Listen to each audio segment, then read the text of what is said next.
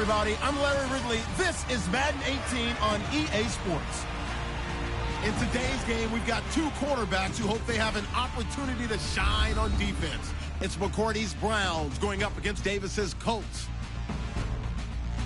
For the call, let's send you out to the broadcast booth, where we'll join our commentators, Brandon Guyton and Charles Davis.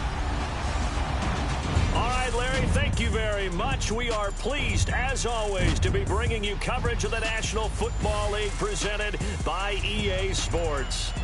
Just a short time ago, smoke from the pyrotechnics filled the dome as the Colts made their way out of the locker room. We're set for football as the Colts get set to match up with the Cleveland Browns. And a welcome in, everybody, with Charles Davis. I'm Brandon Guyton, and Charles, so much gets made about offensive comparisons. Here's a matchup where the defenses may just take center stage. Yeah, we're usually talking about guys scoring touchdowns. How about the guys who prevent them and change the momentum of the game when they take the ball away? I love those ball hawks in the secondary. People after my own heart.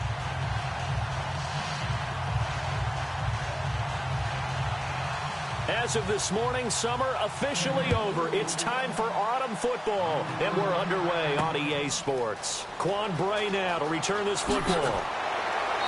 They'll bring it back to just about the 25, call it the 24-yard line. So the Colts now coming out for their opening drive. And they'll be led out by their quarterback, the very, very talented Andrew Luck. And one thing you should never question with him is toughness. Second shoulder surgery that he's coming off of, but he played through it last year. What do you have, 31 touchdowns and over 4,200 yards passing? Yep. This is a guy who's one tough hombre. Second fastest to 15,000 passing yards in NFL history with that effort last year.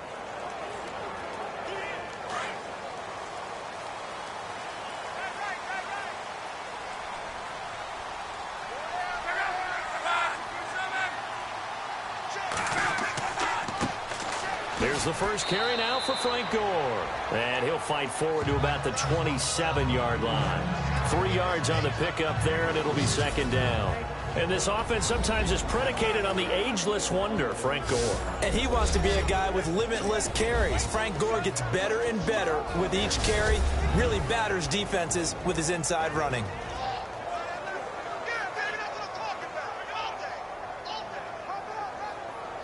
Decent chunk of yardage still left here. 2nd and 7.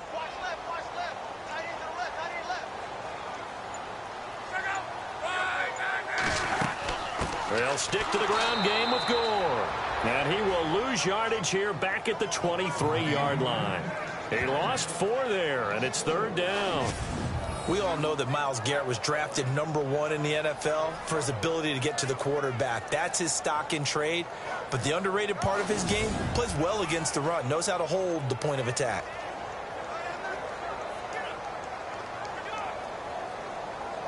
Little trouble thus far on their opening drive as they come up on a 3rd and 11.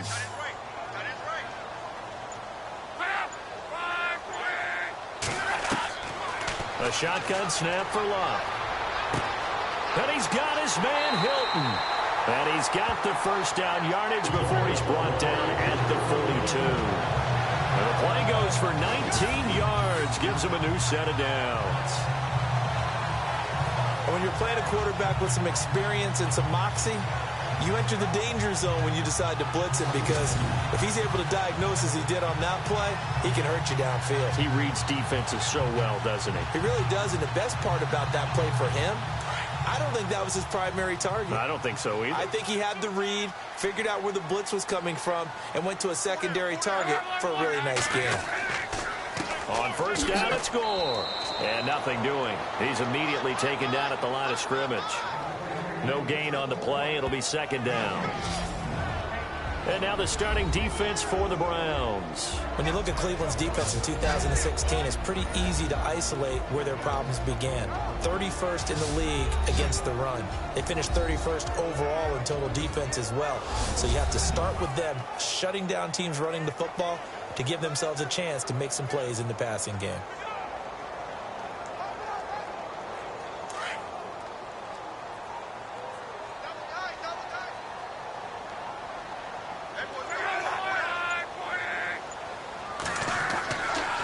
Another carry now for Gore. Oh, and now he bowls him over. And very little daylight there. He'll get a couple up to the 44. We haven't seen much from him running the football here in this first quarter. No, you're right about that. We haven't seen much of him at all so far. They've stacked him up pretty well, but when you're trying to run the football, sometimes you got to play the long game. Keep handing it to him, and some of those runs that aren't working now, they turn into 6, 7, 8, and maybe more later on. Now some movement before the snap. And we'll hear from our referee for the first time this afternoon. You expect this from the visiting team when playing indoors, but not the home team. They're supposed to get all the advantages, right? The home crowd's supposed to help them. They forgot where they were, perhaps.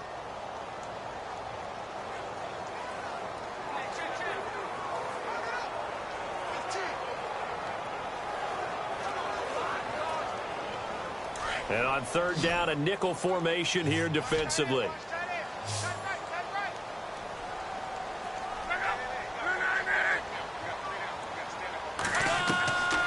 Out of the gun, Luck. Over the middle here, it's Hilton. And he'll be taken down at the 46-yard line. It'll be a gain of 8, but it'll also lead to a 4th down. And he's already got 2 catches on the opening drive. They know he's going to be a handful. And sometimes you game plan for that offensively. You want to make sure that guy touches the ball, and sometimes it just happens naturally. And then you change your game plan. When he has the hot hand, you keep going back to him because he's running routes with confidence as the game goes on. And the punt team on now as this one's sent away. And this will hit just beyond the goal line as it's into the end zone for a touchback. Fresh off the second start of his career, DeShone Kizer bringing the Cleveland Browns out onto the field. In that second start, week 2, 15 of 31, 182 yards, no touchdowns, 3 interceptions, so not a good day for Kizer. No, not at all, but remember, he had to leave with a migraine. Oh, yeah, that's right. Yeah, he left with a migraine, midway through the game.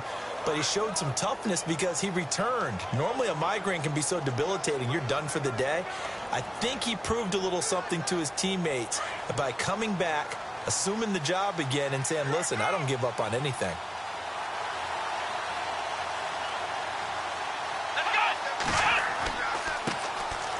Now a first carry for Isaiah Crowell. And he'll get this up to the 34-yard line. 14 yards, and it's a Cleveland first down. Career highs in receptions, carries, and total yards last year for Crowell. His total yardage was 952. That was the highest by a Cleveland Brown running back since 2010. And that sounds impressive, but I think there's much more out there for him. If Cleveland plays even with people, not from behind, he'll get more carries, more touches, and his yardage will go up.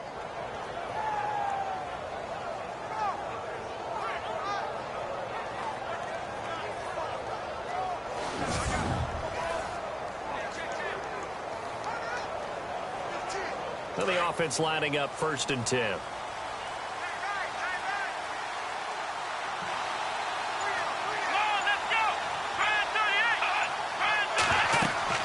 They'll run it again with Crowell. And he'll get 2, maybe 3 up near the 37.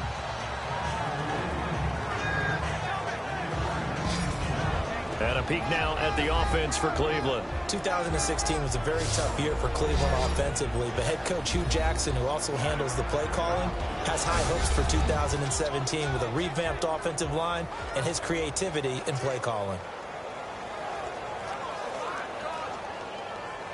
So the offense now dealing with a 2nd and 7.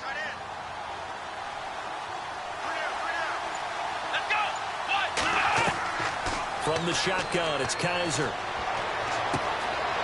And he will find his man on the outside.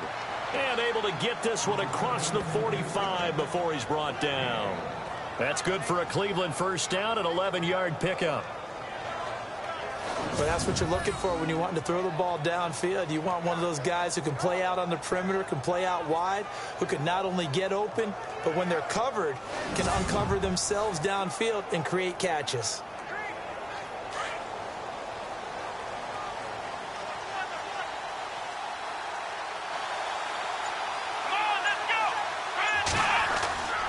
A first down carry now for Crowell. And he stopped immediately there.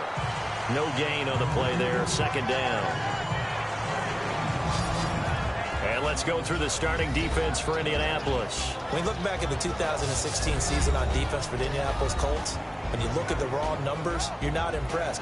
30th overall in total defense. So what they're trying to improve upon is playmaker. They've got to have some guys who can offset those types of numbers with making big plays and taking the ball away from the opposition.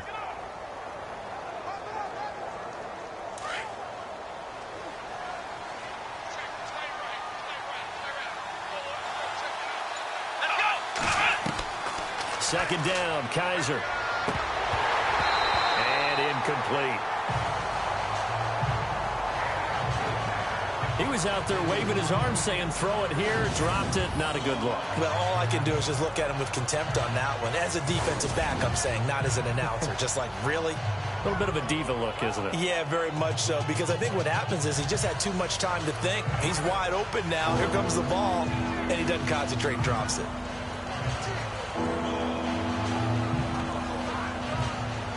And on third down, the Colts have added an extra defensive back. Flooding the passing lanes. Here we go.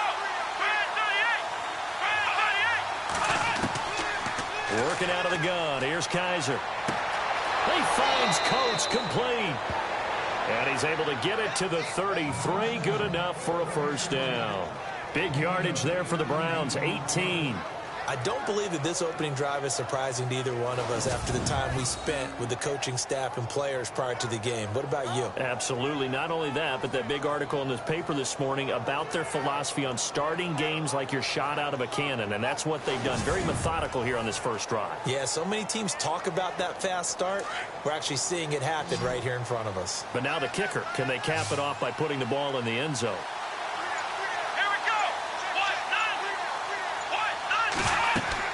They go play action here on first down. Throw left side, caught by the tight end Njoku. And he is out of bounds inside the 30. 5 yards on the catch there, brings up second down. David Njoku, nearly 17 yards a catch in college. Those are wide receiver numbers. Yeah, went to Miami. Brad Kaya was his quarterback. They were a really good combo. Also, how about the wingspan of the young rookie? 35.25-inch arms. Quarterbacks love that. That catch radius, huge. And what he does after the catch, really impressive. They'll throw again. Kaiser. To the right side and complete to Njoku. And taking it to the 15-yard line before he's brought down. The Browns passing game finding its stride. They've got another first down. I have no crystal ball up here. I can't truly see into the future. But if they don't start getting some pressure on him, make him move around a little bit and do something with the receivers, change up their timing, they're just going to get shredded as we've seen so far. Right now, they're off to a blazing start. Yeah, and you are right. He looks way too comfortable back there in the pocket. Yeah, there shouldn't be a pillow back there for him, all right? As a defensive guy, they've got to dump him on his backside a few times, shake things up. Now, they're going to need an in-drive adjustment here in this first series. They'll run it now out of the gun. And he's going to get it inside the 10 to the 7-yard line. A good run there on first down, and it'll leave him with a 2nd and 2. If these kinds of lanes are available, you have to feel like he's going to have a pretty big game on the ground. Yeah, you can tell early on he's got a little burst in his step, and that's a big pickup right there on first down.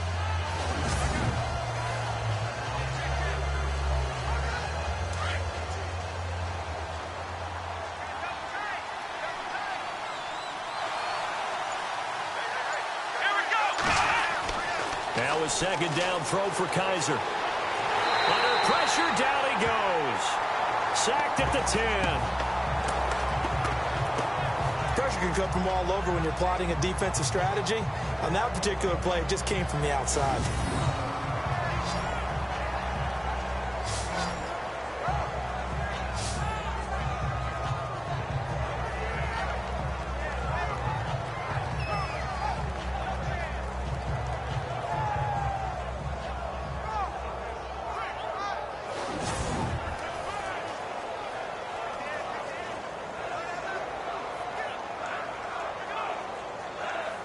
Long drive. The defense just cannot seem to catch a break and get off the field. Here we go. Kaiser from the gun on third. And the pressure gets to him again. Al Woods. He's the one to get him this time. And back-to-back sacks are going to bring up a 4th down. They've been moving the ball well offensively, really getting into a groove. Last play, pass completion. Now, finally, the defense gets there. And you have to find a way to disrupt their rhythm. Do you do it with coverage, or do you do it with pressure? They elected to go with pressure, and it was the right call.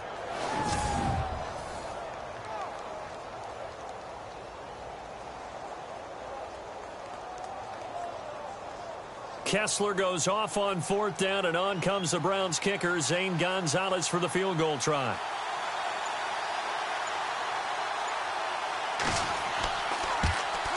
And Gonzalez puts this one through.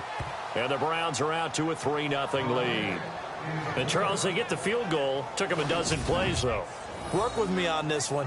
You know what I'm about to say, right? Bend but don't break. That's what came into play here for the defense. 12 plays were run at them. They only gave up 3 points. In a lot of ways, that's a win for the defense.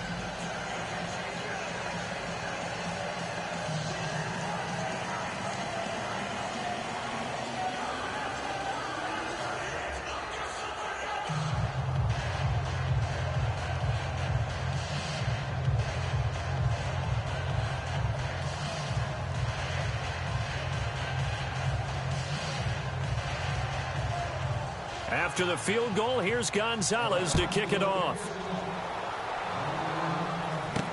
This fielded a few yards into the end zone. And he won't return this one. He'll go down to a knee, and they'll start at the 25. Colts come back out for offense, and, you know, they're 0-2 now for the 3rd straight season, Charles. It's a franchise that had so much success in recent memory. Now with Andrew Luck struggling the last couple years with injuries. A lot of trouble right now in the Circle City. One thing we do know, or we should know, is that despite the fact that they're 0-2, they've been a team that's battled under head coach Chuck Pagano. Remember, he beat cancer early in his tenure as a head coach, came back, led his team to playoffs, the whole deal. So being 0-2 will not faze the guy they call Chuck Strong, and he's going to continue to search for answers to get them going. They'll try and start the drive here with Gore. And he's able to take this one up to the 35-yard line. It'll be a pickup of 10 yards. And it'll be second and very short.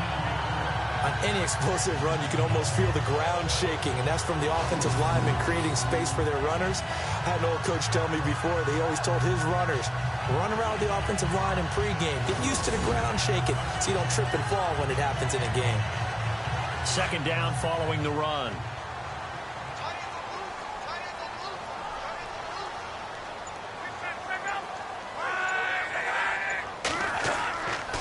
Again, they run. Again, it's Gore. And the reinforcements come in as they're going to stop him behind the line. And they'll lose a yard that time, and that's going to lead to a 3rd down. We all have habits. We can be somewhat predictable, and you know me pretty well on 2nd down and short. What I like to say? Play action. Yeah, without a doubt. I thought that was a great spot to call it. Instead, didn't go their way, did it? No, defense sold out for the run. Worked out well. And I see an extra defensive back on the field. Little surprise here on 3rd and 1.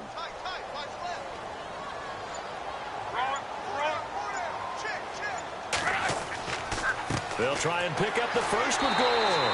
And he's able to get the first before he's taken down at the 36. They only get 2 there, but on 3rd and 1, that's all they needed to keep the drive going. I like the look that they just showed there. When you come out in a passing formation, spread things out a little bit, makes it really hard to cover the middle of the field, doesn't it? Because you got to go out to the perimeter and cover those guys. Yep, exactly. Got some good blocking, too. Helped him pick up the first. Fresh set of downs here.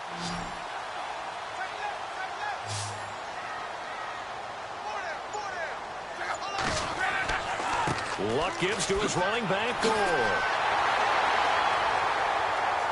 And able to get this one across the 45 before he's brought down. That's good for an Indianapolis first down on a gain of 10. We use the word relentless a lot with guys who are aggressive on the field. In this case, it really fits, doesn't it? How about his ability to break tackles and his feet never stop moving?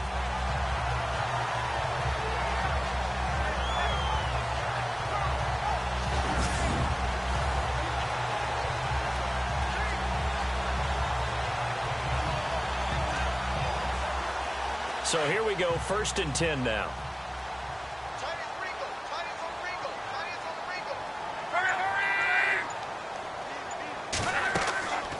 They'll run it now out of the gun. And he got blown up. Losing yardage on the play back at the 44. The #1 overall pick, Myles Garrett, showing why he was the #1 pick as he gets him behind the line. That goes down as a loss against his rushing stats.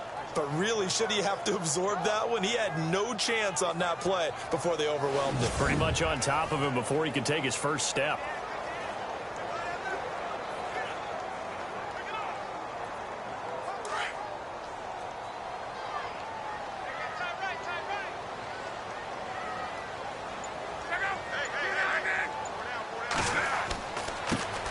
They'll run. This is Robert Turbin. And a minimal gain here as he's up to about the 47-yard line. Give him 3 on the play, and they're going to have a 3rd down. Well, if the coaching staff's doing a good job upstairs, they'll file away what they just saw from the defense right there. They sold out to stop that running play. I'd say keep that in mind. They want to try that again, go play action, hit them over the top.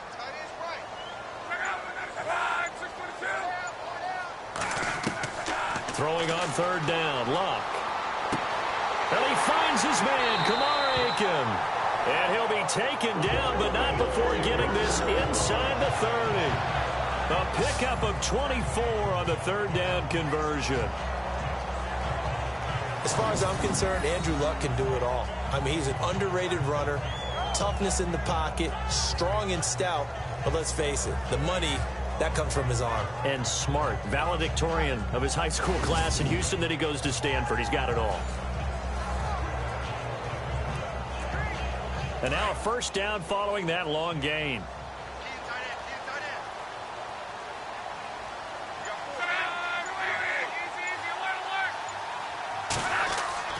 And here's carry number 10 for Frank Gore. Back-to-back nice plays, 12 yards that time and a 1st down.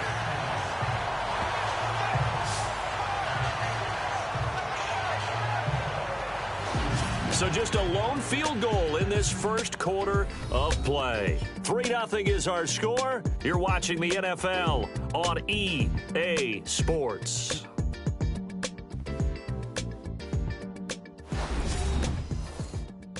The NFL on EA Sports is presented by Snickers. You're not you when you're hungry. Snickers satisfies.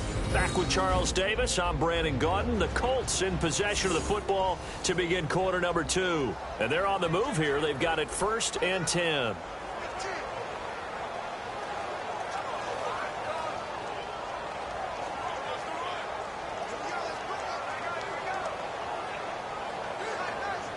So they're operating in the red zone.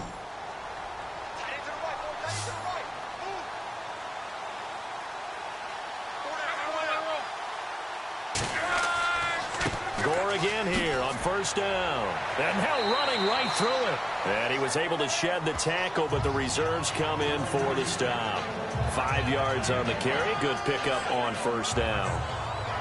Getting had a ton of success here so far, but you get the feeling that he might be on the verge of popping one. Yeah, even on that one, there was a little bit of a hole, but it closed there quickly at the end.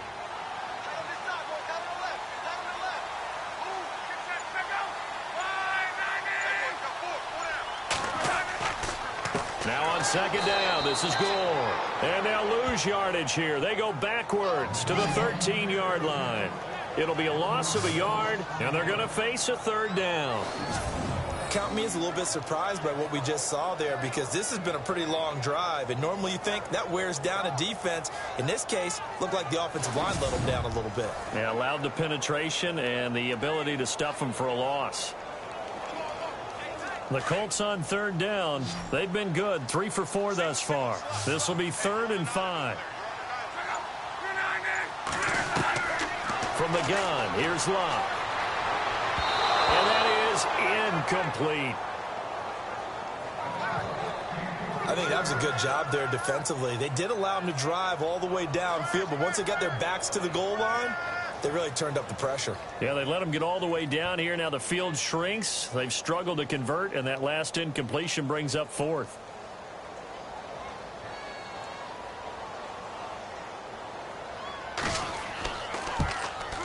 And Vinatieri's kick is good. And that will tie us at 3-3. And Adam Vinatieri, still going strong at the age of 44, the oldest player in the NFL, entered the league in 1996. And to put that into perspective, his age, you know who was born in December of 95? This year's #1 overall pick, Myles Garrett. How about that? And Adam Vinatieri, still making big kicks all along the way.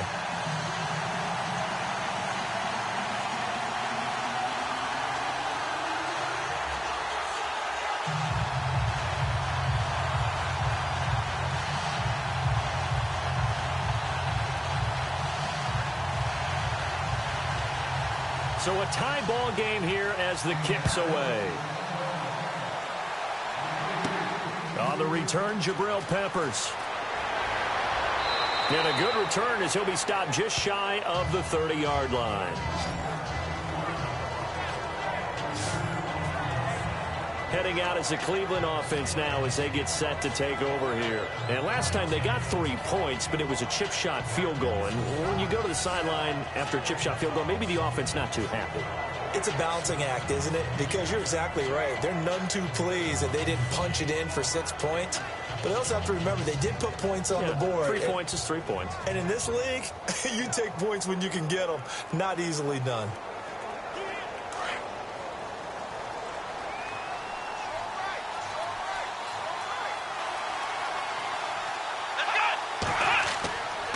They begin with a run by Crowell across the 30 to the 31-yard line.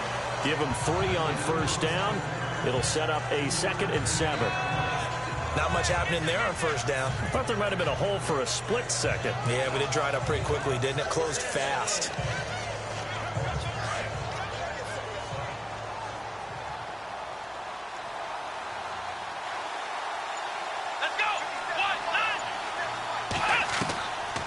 Again, it's Crowell. And he is met at the line of scrimmage, and he goes down right there. No gain on the play, and it's going to bring up a 3rd down. Yeah, I think the blitz there really disrupted the draw. Yeah, and it's usually when you catch them in a blitz, the draw works pretty well. If you're the offensive coordinator right now, that's visor throwing time, isn't it? Because that's supposed to work in a big way. Let's go. On 3rd down, Kaiser. This is Johnson. He's got it. There goes Duke Johnson. And all the way in. Touchdown, Cleveland. Duke Johnson, 68 yards. And the Browns are able to cash in for 6. Well, he's used to running it that distance. Here he had to catch it, too, before making the run. Heck of a play for the score. There's not many things better for an offense than a back who's a complete guy who can run it and catch it. And we just saw him complete a big-time play for a touchdown.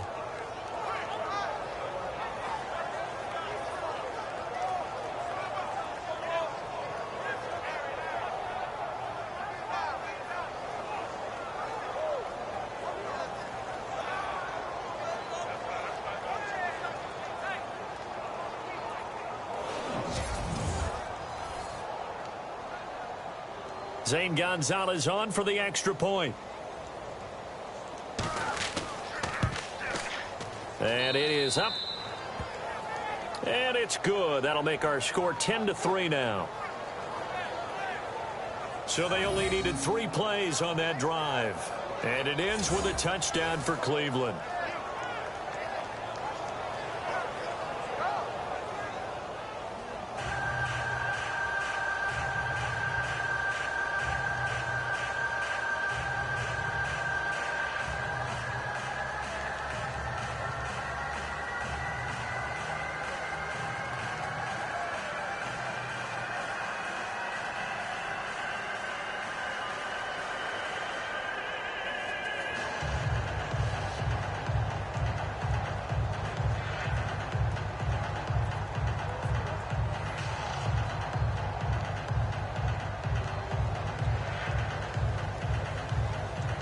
Gonzalez now to kick this one away. This is fielded at the goal line.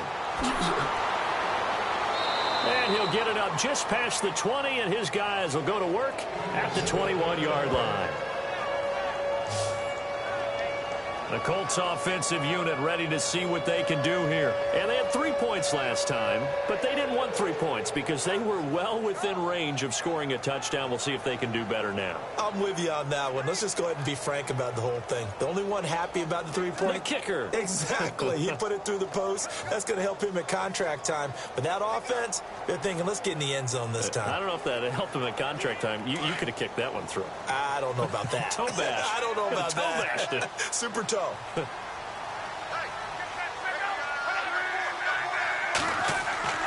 Now a play fake here on first down. And the reception made by Dante Moncrief. And they're going to get this one all the way out across the 45. A good pickup there, 26 yards. One thing I can say pretty safely, that route is not called if you don't have a guy who can throw the ball and put some mustard on it. Because if you're going to lollipop it in the middle of the field, bad things usually happen. It takes a strong-arm guy who can rifle it in there, and they were able to successfully complete that one.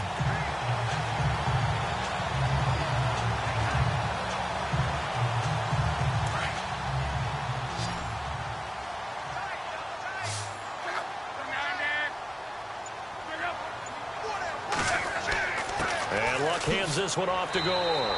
He'll get 3 up to midfield.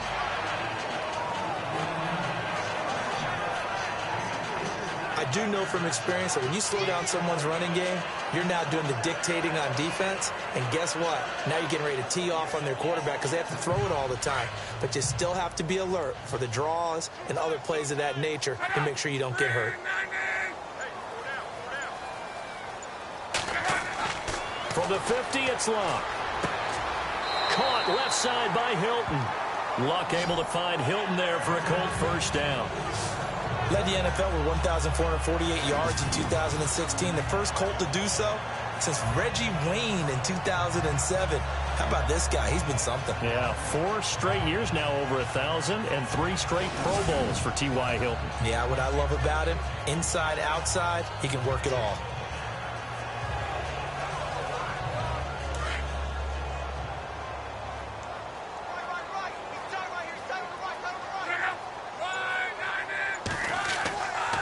Here's Gore.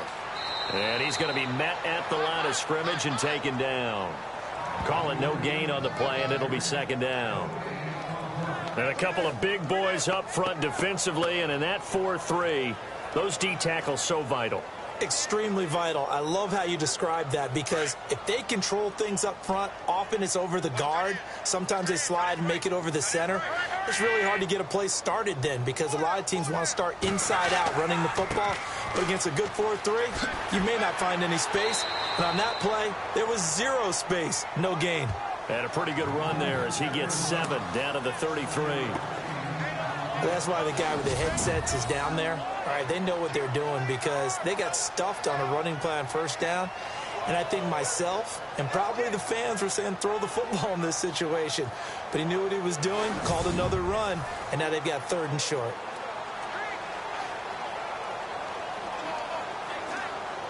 The Colts on 3rd down. They've converted 3 out of 5 thus far. This time they face a 3rd and 2. On the run, it's Robert Turbin. And not much running room. Down to the 32. Just a yard on the run there, and that's going to bring us to a 4th down. Well, he hasn't made much of an impact in the running game thus far, and after that last run, not much is going to change in that area. He hasn't been able to get anything going, and really the offensive line not helping him much.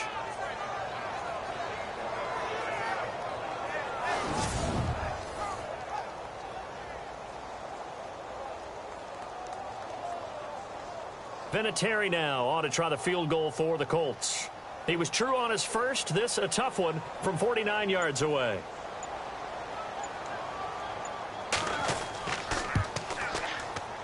And his kick is absolutely perfect. And that'll bring him back within 4. A little bit of a lower trajectory there on the deep kick, and it worked. Had to do it because he had to drive it out low because of the length of the kick.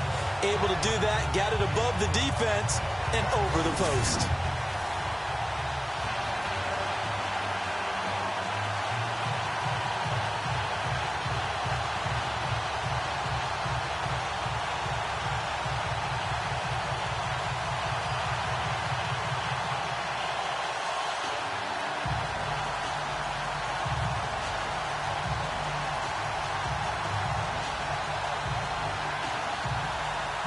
is the kickoff unit as they run up and send this one away. This one fielded at the 5. And not a bad return here. He gets it out to the 25-yard line. The Browns offense trotting back onto the field. And for them, a touchdown their last go-around. Obviously, they'll be hoping to do that again. And when you start plotting for this drive, when you start thinking to yourself, okay, what are we going to do? You don't go away from what you did before because that worked, but you have to be prepared for wrinkles and counters because you know they'll make some adjustments.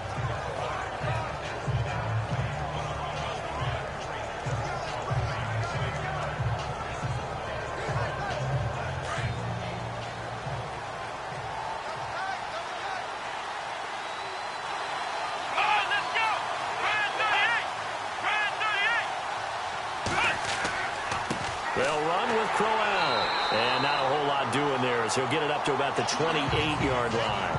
A gain of 3, second down. Yeah, that wasn't a big run, just a short one there. But guess what? Sometimes you treat it like boxing. You throw that jab out there, and you throw it again, you throw it again, then you come with a big punch later. Maybe they're just trying to set them up.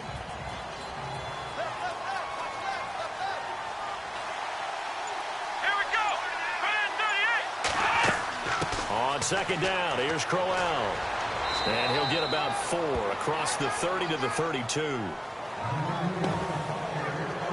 When you find that kind of yardage, you couldn't be more confident as a ball carrier. And guess what? You're going to go back and tell your offensive coordinator, I'd like to keep carrying it, thank you. The Browns on third down. They've been okay, 2 for 3 thus far. This is 3rd and 4. Kaiser now. Screen play. Johnson breaks a tackle. And another juke. Just what the Browns needed there. Good for a gain of 17. Let's give a little credit there. The offensive play caller sensed that the screen pass was available. Whenever you're getting a lot of heavy pressure towards your quarterback, that's when you're thinking about running the screen and using that pressure against the defense. And it worked very well there for a first down.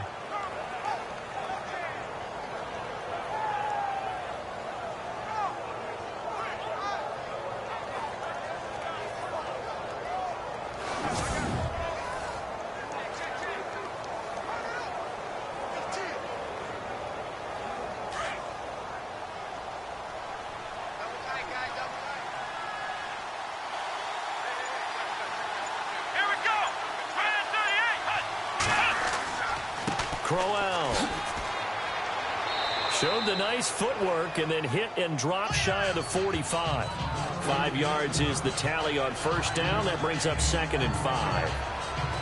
Partner, I think from our experience together, we have learned that most offensive coordinators are going to tell you, if I'm going to run the football on first down, I've got to get at least 4 yards. They got 5 here. They've got to feel pretty good about that one. Kaiser now on second down. A screen complete to Crowell. And Crowell lost the football. And the Colts pick it up. And they will set up shop at their own 41-yard line. The psychology of the game never ceases to amaze me because you would think there would never be a fumble from what we hear from coaches all the time, right? And how much they practice not fumbling. Practice it, preach it, talk about it all the time. You would think no one would ever turn it over. Yet they are humans out there running around, and we just saw another one. Opportunistic by the defense. Getting set to go again as we look at the back, heading onto the field again. And for him, it's been pretty limited involvement. Down on the scoreboard, maybe time to turn to this guy. And you know me well. Winning games to me means starting with the running game and continuing to press the running game. Maybe you go away from him a little bit now, but bottom line is he hasn't touched it enough to make a difference. Well, they haven't established that running game yet. The question is, will they?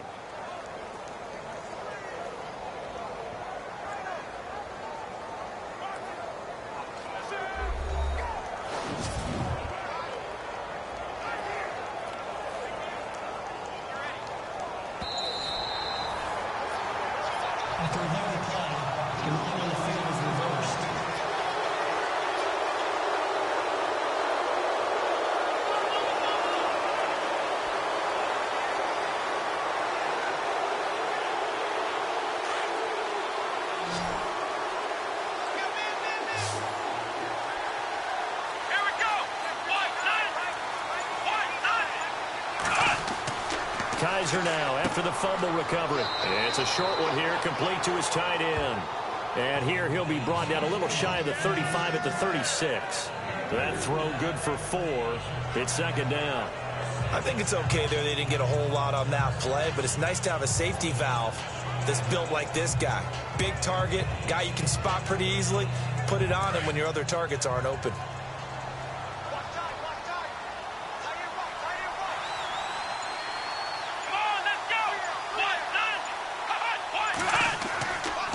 This is Crowell. And he's going to get this inside the 30. It's a gain of 10, and the Browns are going to get a first down. But we know one thing, Isaiah Crowell can run if given an opportunity. Had the longest run in the NFL in 2016, an 85-yard touchdown sprint, week 2 against Baltimore. This one not quite as long, didn't end in 6, but still a great game.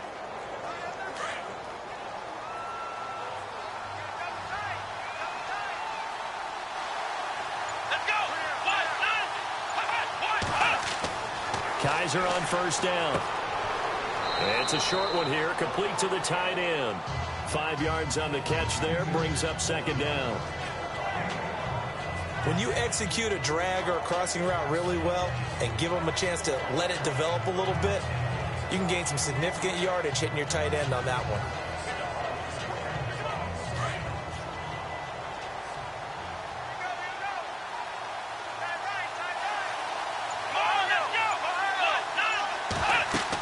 They'll run it now out of the gun. They'll get it inside the red zone, but only for a couple down to the 19. Well, so many times we look at a short run and we praise the offense for trying to set the tempo and establish things, but the defensive guys, hey, they just won the battle there. It wasn't a big run given up. They don't always have to absorb the body blows. Sometimes they dish them out themselves.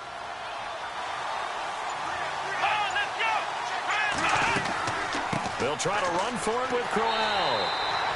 No gain there on the play, and that's going to leave him with a fourth down. And he had a nice play there from his free safety position to hold him to nothing. And, Brandon, remember when the free safety was always back, away from the line of scrimmage? That's changed. Has that changed in a big way? The way we see it now, they're almost mirrors between the free safety and the strong safety. One will be up, one will be back, or sometimes both will be in the same spot. On that play, free safety was there, no gain. On fourth down, off goes Kaiser. On comes the Browns kicker, Zane Gonzalez, for the field goal attempt. This just a 35-yard attempt from the left hash.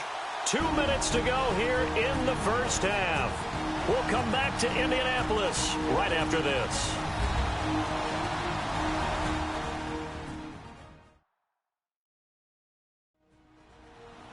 A reminder that when halftime rolls around, Larry Ridley will have all the highlights and analysis of this first half of play from our studios in Orlando.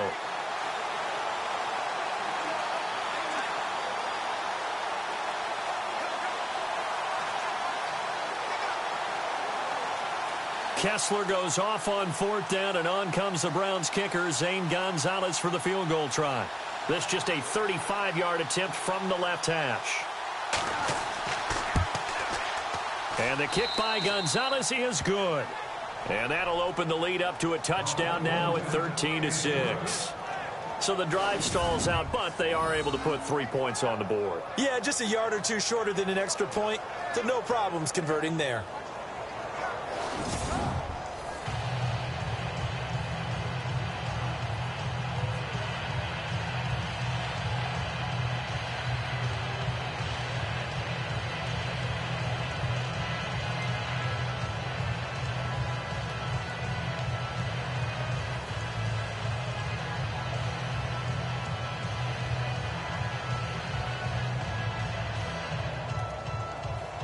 After the field goal, here's Gonzalez to kick it off.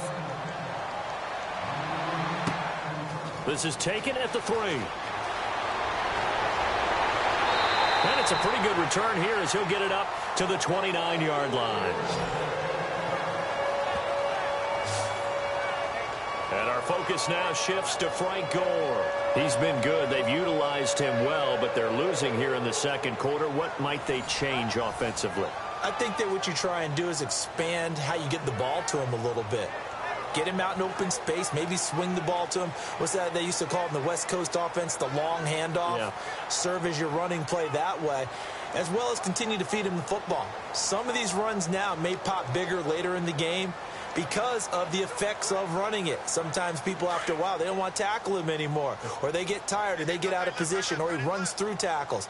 Continue to feed him the ball. He's having that kind of game. Yeah, might they get him the ball in some space in some different ways here. And it pops free. The collision there jarred the ball loose and brings up second down. But one thing that I've liked defensively is that they've shown him a lot of different looks here in the first half. They've come after him. They've sat back.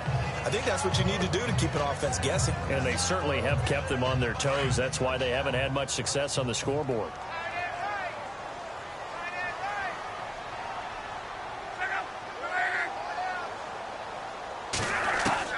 On 2nd and 10, Locke got his man complete over the middle. That's Doyle.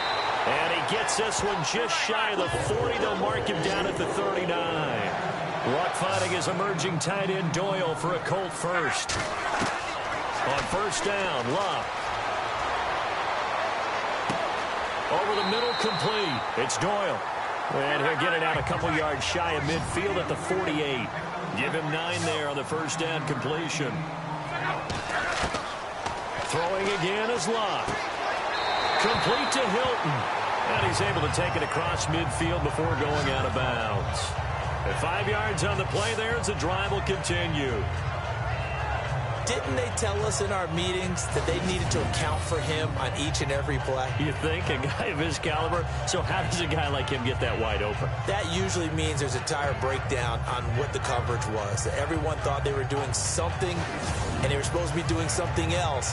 But bottom line is, no matter what, you have to know where he is and cover him on every play.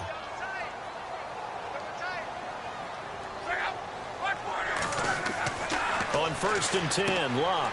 And that's complete. It's the tight end Daniels. And he'll get it down here to the 43. That throw good for 4. It's second down. Again, Locke.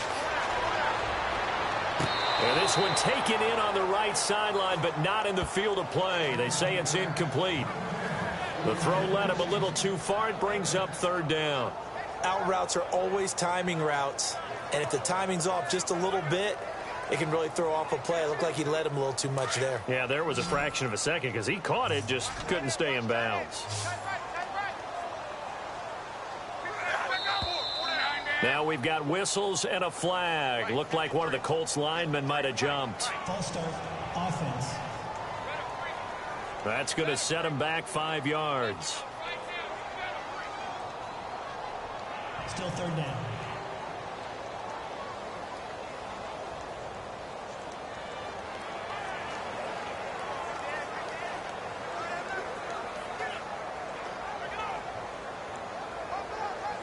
The Colts on third down. They've hit it 50%, 3 of 6 to this point. This is 3rd and 11.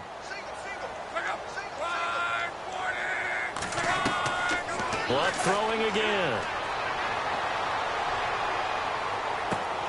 Throw right side, complete to Williams. And he'll be brought down, it looks like right at the 40. It'll be a gain of 8, but it'll also lead to a 4th down. So much about this game is just understanding situations and then having to execute, isn't it? Guard the first down sticks. Don't let them get there. And they've rallied and made the tackle.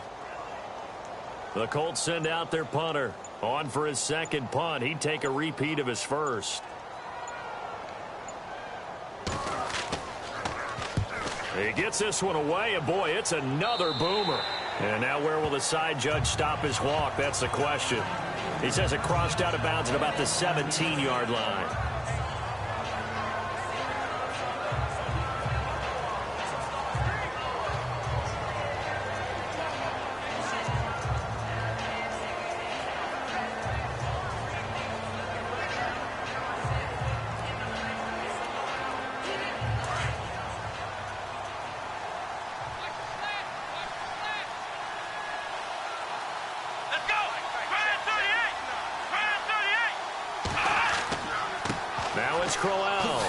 Twisting away, finding room at the 30. So we have reached halftime with a touchdown. That's the difference on the scoreboard. As we'll send you down to Orlando, where Larry Ridley has our EA Sports Halftime Report. Larry? Thanks, Brandon, and welcome to our EA Halftime Report. I'm Larry Ridley. The Colts trail at home at halftime. The Browns have looked good on the road and will just try to keep the ball rolling in the second half. All right, let's roll the highlights.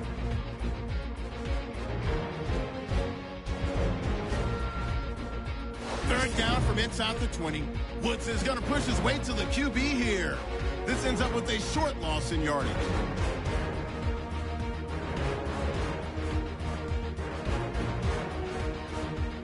Now to early in the second. Kaiser is going to find his mark, and this long run goes for a touchdown. The Browns up now by 7. Browns have it midway through the second. Johnson's wide open, able to make the grab, and he'll be tackled at their own 48-yard line. Browns would later turn it over on a fumble. So that'll do it from here. Let's get back out to Brandon and Charles. They've got the second half from Indy. Brandon.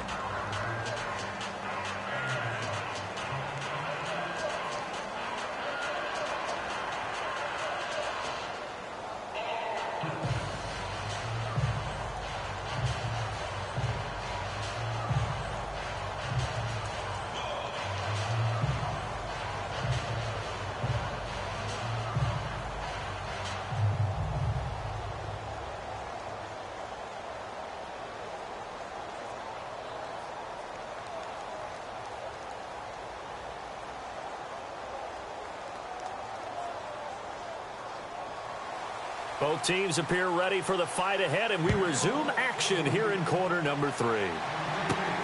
This one fielded at the 5. And a good return as he'll be stopped just shy of the 30-yard line. Here's the Browns offense now getting set to start off this third quarter. They have the lead. Now they'll be looking to extend that lead. And this is where I enjoy talking about one of my favorite subjects, tendency breakers, or counters as I also like to call them. You've done things in a certain way in the first half, and they've had the ability to see what you've done. They're going to make their adjustments. So guess what? You adjust yourself and try and stay ahead of the pace because you are looking for some separation in this ball game. The adjustment to the adjustment. Without a doubt. Show them one thing, hit them with something else. Second half begins with a run by Crowell. And nothing doing. He's immediately taken down at the line of scrimmage. Officially no gain on the play, and it's second down. 3-4 defense, usually here you'll see the linebackers come up make those plays, but the nose tackle also vital. Now, it's so vital because what you just pointed out, normally he eats up blockers that allows the linebackers to get to the ball carrier. In this case, he did his job and then some, and there was no gain at all for the runner. On the run, it's Crowell. And here's another tackle made at the line, so they're converging well on the football now. Calling no gain on the run there, and now they'll be looking at a third down. But it was stopped on that play. He's had plenty of carries all afternoon. Every now and then the defense is going to win one, but I don't think they'll shy away from handing it to him the rest of the game. The Browns on third down. They've converted 3 out of 5 thus far. This is 3rd and 10. Off the play fake, Kaiser. He's going to sling this deep downfield. And incomplete. The contact made the ball roam free and brings up 4th down. And just know when that play call came in, their eyes lit up because anytime you get a chance to take a big shot downfield, that's a lot of fun, and they missed an opportunity. Here's Britton Colquitt now as he's on to punt for the first time this afternoon.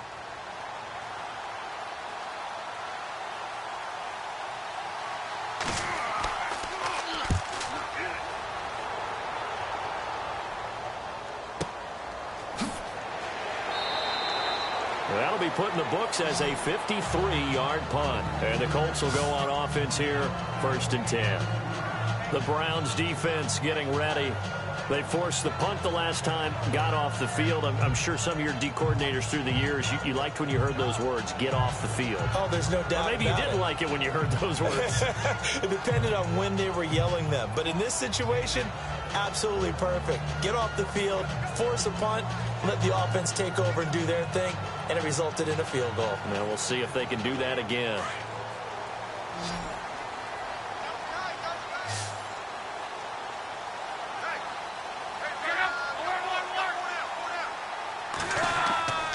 Time to establish the run game. It's Gore.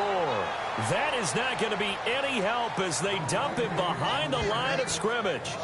They'll wind up losing 3 yards here, and it'll bring up a 2nd and 13. Well, you had to punt on your first drive, and on the first play of the second drive, you end up going backwards. I would dare say they need something good to happen right here, right now.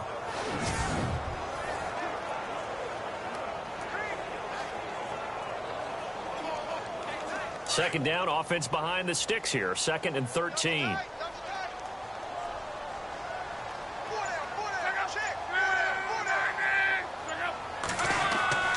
Back to the workhorse today. It's Gore. And this one will go to the 28-yard line. That one good for 10 yards. And that's going to bring up a 3rd down. It seemed like the situation was 2nd and a mile to go for a first down, which screams what? Throw the football. You got to pass in order to try and pick up that kind of yardage. But in this case, they ran a tendency breaker because the tendency is for defenses to be out there and be set up for a pass. So you break tendency and actually run the football. That changes everything because if you're able to find a crease, you often have bigger guys working against smaller guys downfield. They picked up excellent. Look at the big man rumble. He's at the 40, 20. And he takes us down deep into Cleveland territory. They're able to convert on 3rd down, and that sets up a 1st and goal. We always look for breakout seasons, and Jack Doyle had one in 2016. 59 catches. Well, he didn't even have that in the previous 3 seasons. No, previous 3, 35 combined. But he was stuck behind Kobe Fleener for a while. He went to New Orleans, really opened things up, didn't it? Yeah, Dwayne Allen's been shipped off to New England, so Jack Doyle, truly tight end 1.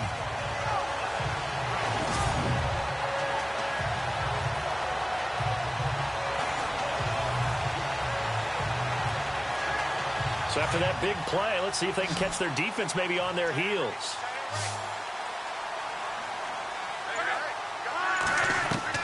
Luck on 1st down. And he'll get this down inside the 5 to the 4 before he's out of bounds. That's good for a gain of 6, 2nd and goal. Had a game with Baltimore a couple of seasons ago, and Kamar Aiken caught my eye in that one.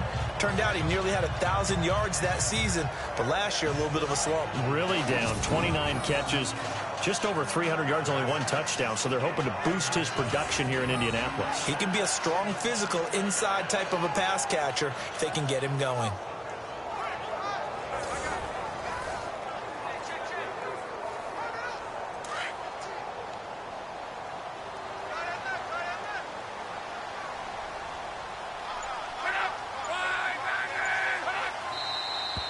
Now we've got whistles and a flag. Looked like one of the Colts linemen might have jumped.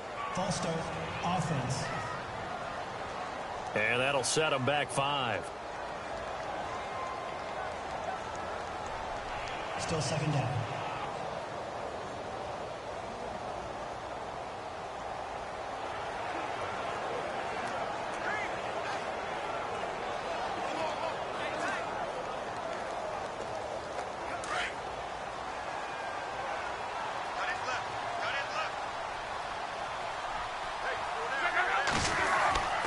Following the penalty, it's Gore. And this play doesn't go anywhere. Backwards, losing yardage to the 11. He lost 2 there, and it's 3rd down. It's real easy to say this running game needs to be better, but the reality is they've been given little time to actually find a place to run the football. It's almost like the defense is there on the handoff.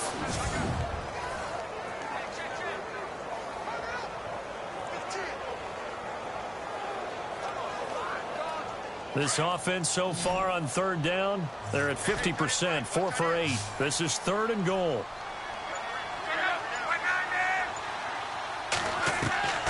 Out of the gun, Luck.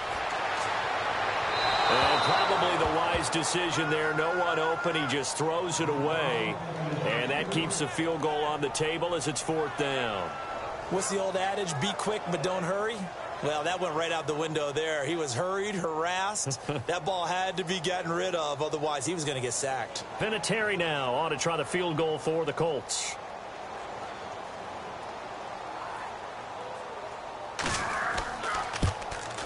And Vinatieri's kick is good. And that'll bring him back within 4. So it's a third field goal for him now, and he's accounted for all 9 of their points thus far. And he's definitely keeping them afloat. But we say it so often, field goals are not going to win you games in the National Football League. They've got to find ways to start capitalizing when they get down near the red zone.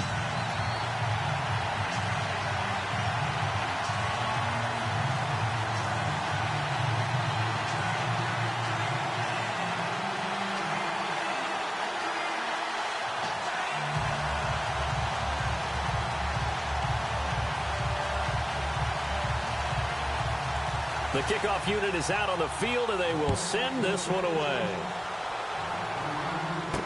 This is fielded a couple yards deep.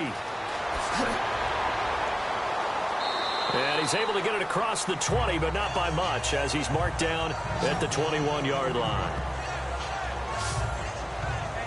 And now Cleveland geared up to take the field. And a tight game after punting last time. See if they can get something going on this drive. As they head to the field now, with the game this close, you've got to feel there's a sense of urgency for them going on offense right now. But they have to do it without letting panic creep in and affect their play.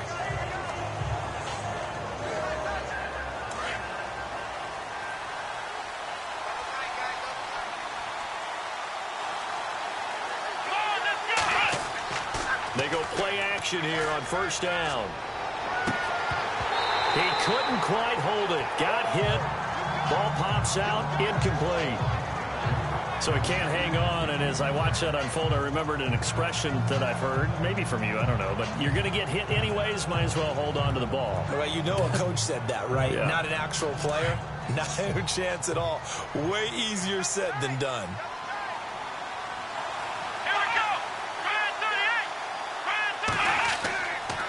Here's a give to Crowell. And a short gain there as he'll get it up only to about the 24. Give him 3 on the play, and that'll lead here to a third down. Well, that's a good start to this drive on the defensive side of the ball. Forcing completion on first down. Then you're able to shut down the running play on second. Yeah, I wouldn't be surprised now. A little bit of pressure going at the quarterback in the expected passing situation.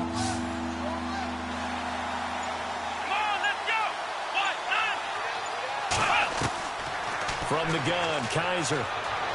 Kaiser hit, and he lost the football. And down inside the red zone at the 19-yard line. Well, partner, they went empty set there. No backs in the backfield. All receivers out in the pattern. And in this situation, you know what the quarterback has to do? Act as his own blitz control. Yeah, he's got nobody else there to protect No one else there to protect, which means he's got to get rid of the football and absorb the hit, but not go down and fumble the ball. And now Indianapolis set to take the field. And last time able to get 3. It's not what they wanted. They wanted 6, but they got at least something. They mustered something out of the drive. They'll take it. I like the way you've described it. Not ideal, but they'll take it. Anything to put some points on the board. But this time on offense, they don't even want to see the field goal kicker trot on the field. They want that ball in the end zone. Yeah, they'll be going for 6. And they'll start this drive with very good field position.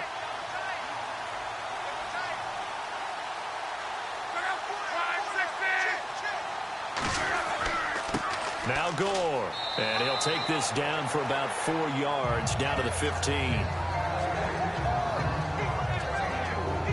Well, if you're a football guy, that's a pretty run because everyone is in sync right there. Obviously, the guy carrying the ball, but how about the people up front? Leverage, athleticism, they created some nice space for him.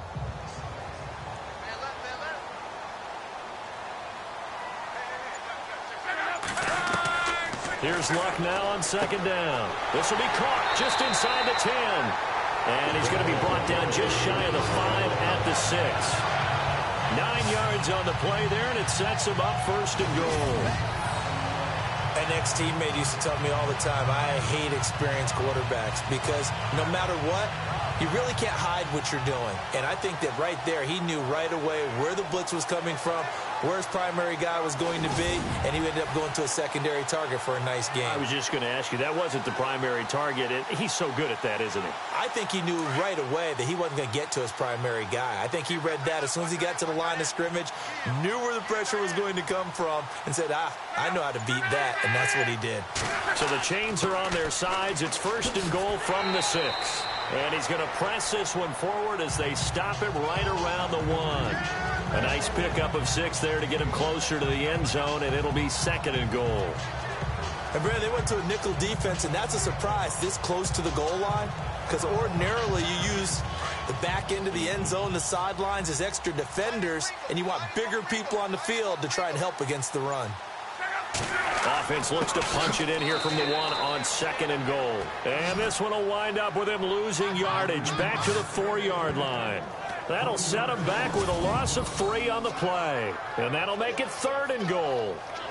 Make it now 3 tackles for a loss in this game, 1 for each quarter. And for a guy who played defense in college, I can just tell you that he's feeling very satisfied right now by what he's doing. But he's elated because he knows what he's doing is helping his team win the game right now. Making some big-time plays, getting into the offense's backfield, and spilling everything. They come out here in the eye. They'll run it now with Turbin. And he takes it in for a Colts score. Robert Turbin taking it in from 4 yards out. And the Colts use the short field to their advantage as they cash in for 6. Well, they had their chances in the first half, you remember, but had to settle for 2 field goals. This time they come away with 6. I think they actually got affirmation about what they were doing by getting a touchdown, because the field goals means they got in range but couldn't quite finish it off. This time they broke through, and that's great for the old confidence. And on the sideline, difference of a feeling between 3 and 6, is it astronomical or no? It can be at times, that's for sure. A lot of times the field goal feels like a disappointment. The touchdown, well, that tells you you're getting it done. Defense. Well, we looked at each other right away. We knew that flag was coming out. And I always enjoy the conversation post, because officials always tell you, I don't want to throw the flag, but you caused the play. You did it. I had to.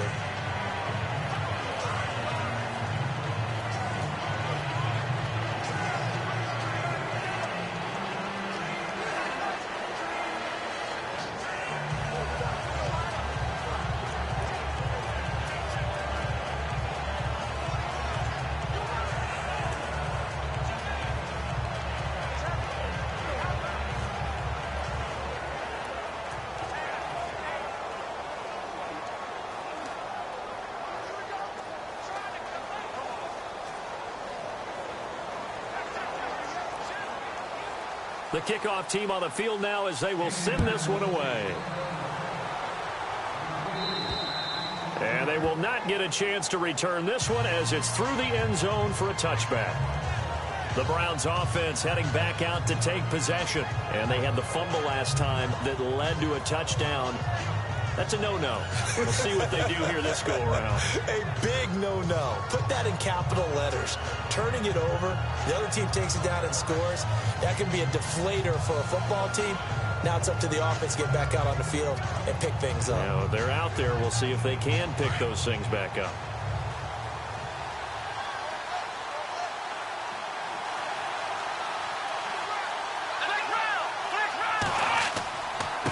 Now a handoff to Crowell. And some room to roam now. 31 yards there and a first down. Well, partner, I have to say they called him in the right defense there. Nickel set, 5th defensive back on the field, and they love to run against that because now you typically get a bigger blocker on a smaller defender. Yeah, because those DBs like you, they want the interception. They're not as worried about the running play, right? Not at all. And I still remember being in school, and one of my offensive line teammates used to say, boy, I'd love to come downfield and hit you little people. Good run there. They keep it with Crowell on first. Flash the stick skills on that run, but then stop shy of the 35. Just what you want on a first down run. Call it 8 yards, and it's 2nd and 2. This drive is turning into an extended one, and the guy carrying the ball, he's becoming more like a body blows guy. Every carry is putting some damage on the defense. So after a while, I'm not too sure how many guys are going to want to run up and tackle him.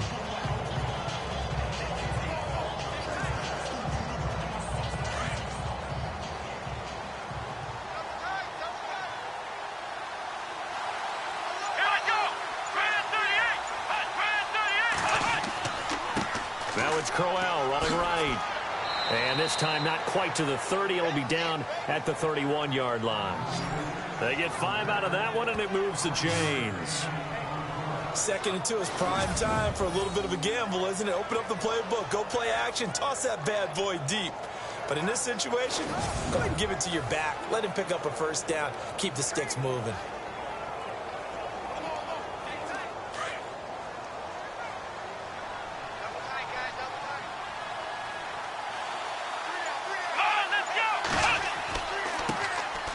The first down carry here for Johnson.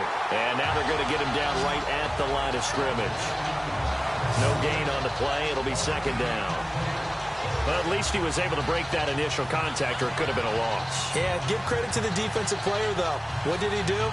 Made him slow down, slow up his feet, and allowed the rest of the guys to get there to finish him off.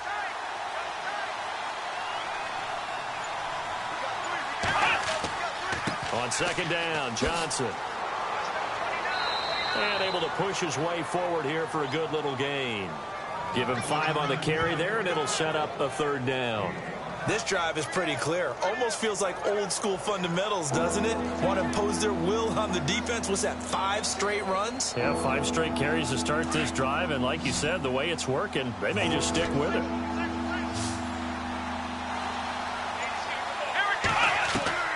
Kaiser from the gun on 3rd. And he couldn't hang on to it through the contact. Incomplete. I'm not sure we could spot any tendency here on this 3rd down. They could have run it or passed it. Either one was available.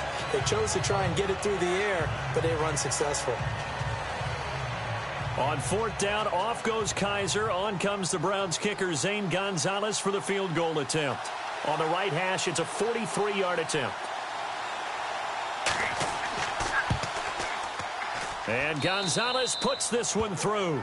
And we are all tied at 16 apiece. So it's another field goal here, his 3rd of the game. Maybe not exactly what you're looking for, but it does bring him level. Baby steps there. You don't want to go for it on 4th down and come away with nothing. So it's a bit of a safe call, but at least it gets him back on level terms.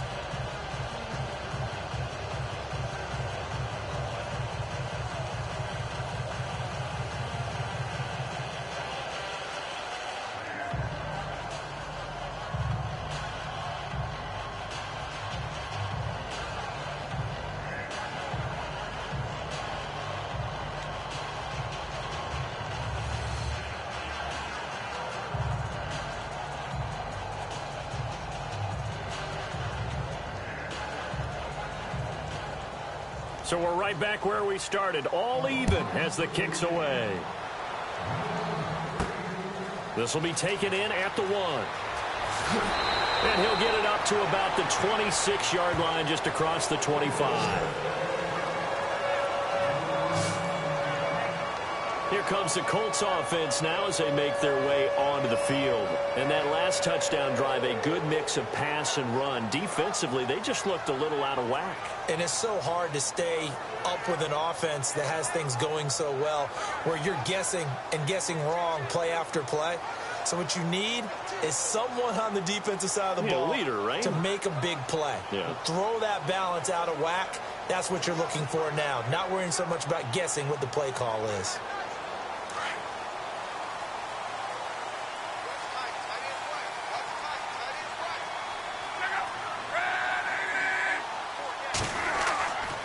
They'll try and start the drive here with Gore. Nifty move. And he works free. Good yardage there for the Colts. 18 and a first down. I've yet to meet a wide receiver who likes to block more than catching the football.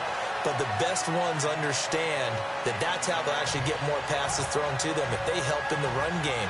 And anytime you get a run of that yardage, that means the wide receivers did help. They get down to what a lot of people call the 2nd level, the linebackers, or the 3rd level where the defensive backs are, and they get out in front and put their bodies out there and create more space for their runners to gain the yardage. And a new set of downs here after picking up the first on the ground.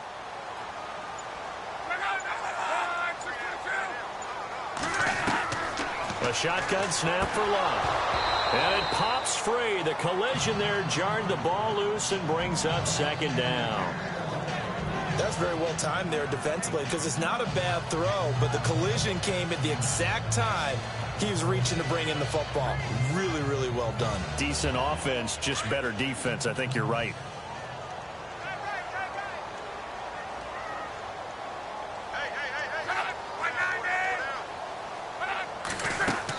They'll run it now out of the gun. And he'll only get a yard, maybe 2, up to the 46. Tough day, tough sledding right there, and it's been that way the entire game. Not a whole lot of room to ramble for him.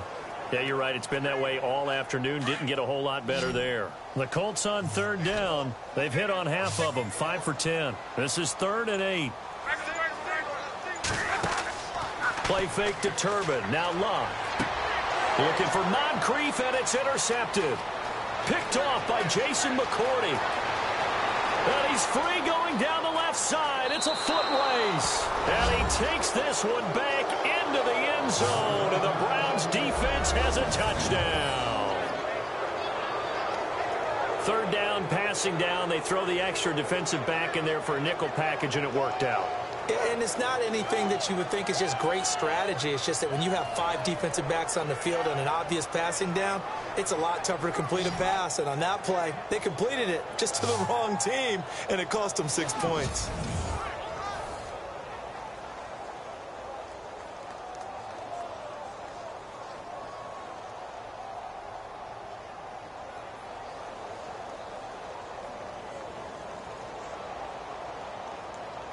Gonzalez to add the PAT.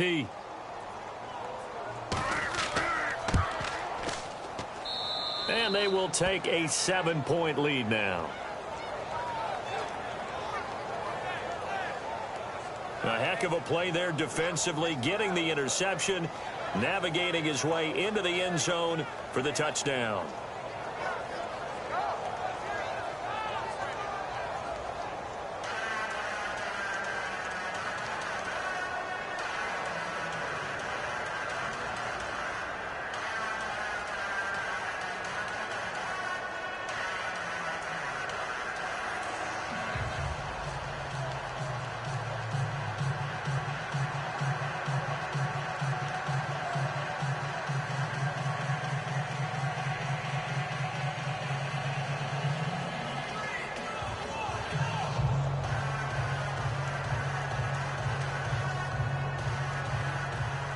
So they throw the pick six. They'll get another shot at it now as this one's in the air.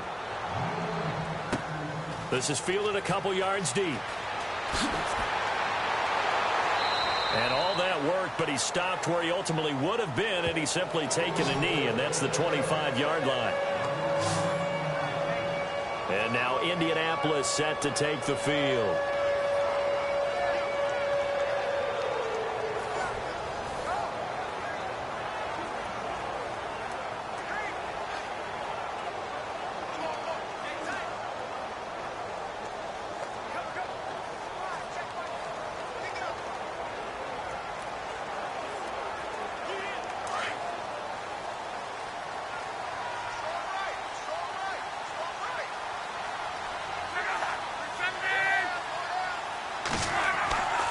They'll start on the ground with Gore. And he is going to lose yardage here.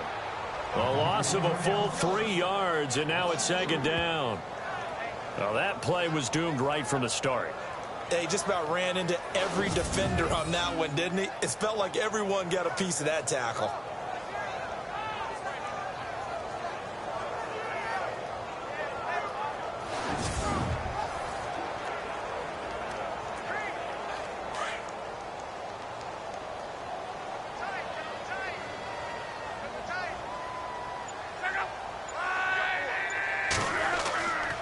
Again, they run. Again, it's Gore.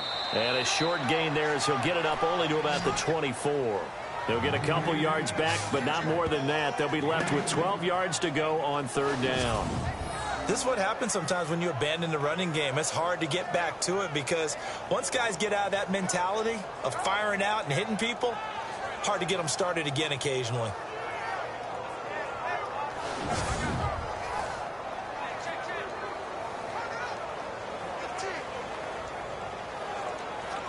The Colts on third down. They've converted 5 times in their many chances thus far. This is 3rd down and 12.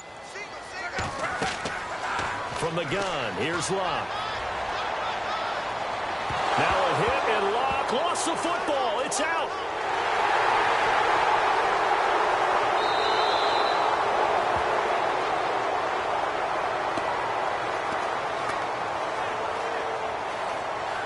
On plays like this where the ball comes free, it's often unusual for the team that lost it to get it back, because this is the quarterback. The ball gets away from him.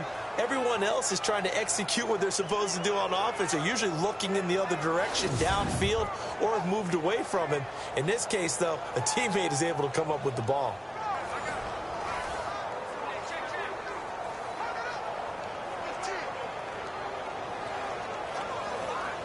The Colts send out their punter as the drive goes backwards, so he's on to punt it away.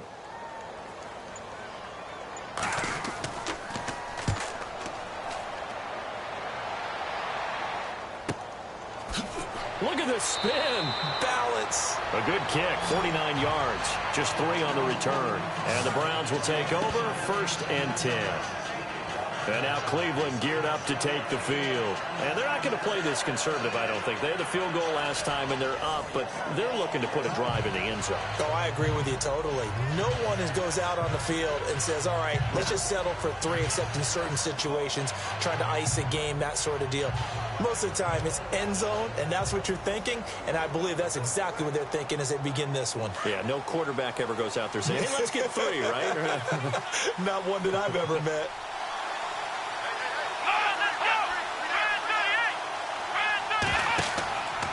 A 1st down carry now for Crowell. And he'll be brought down just shy of the 45. Give him 5 on the carry there, and it'll be 2nd down. An opportunity to get a drive started here at the end of the 3rd quarter. What you're trying to do is break the game down a little bit. Don't let your guys see too deep into the game, into the future, and say, oh, we got to get here. No, right here, right in front of them, melt the clock down, get to the 4th quarter, try and keep going. And try to keep that lead. Exactly. And as they come to the line, they will not be able to get off another play as time has run out on this 3rd quarter. We'll return with more after this. This is the NFL, and it's on EA Sports. Back now in Indianapolis. It's the Browns football, and they've got the lead here as we start quarter number 4.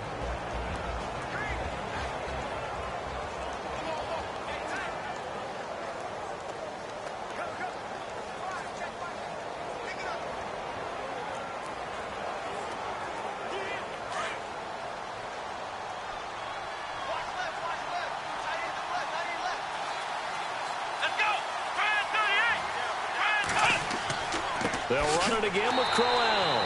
And maybe a measure of revenge there. He's had his way in this one, but this time they get him behind the line. Call it a loss of 2 on the play. And all of a sudden here, it's 3rd down. Now, obviously, that's some good work there defensively, being able to stop them and bring up a key 3rd down. But if you're on the offensive side of the ball, there's an opportunity, because I know what defensive guys are thinking right now. Just stop them, get to the ball. That means it might not be sound defensively. There could be some opportunities. And you said key 3rd down. Highlight that word. Put it in bold. Here we go. On 3rd down, Kaiser. A loss of 8 on the play, and it brings up 4th.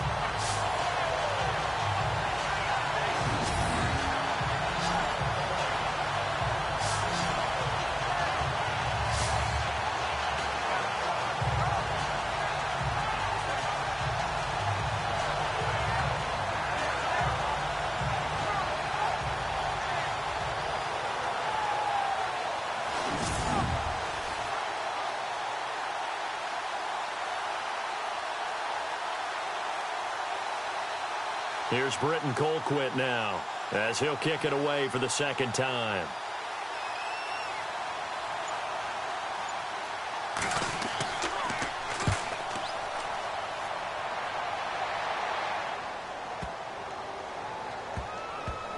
And great special teams work here. This is knocking on the door of the 5. They'll spot it at the 6-yard line.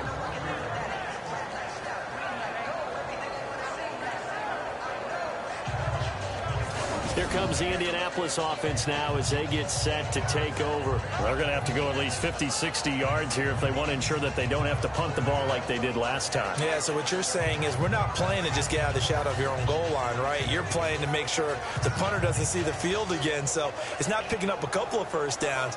You want to pick up 5 or 6 first downs and make sure you move the ball into their territory. And not great starting field position here for the offense.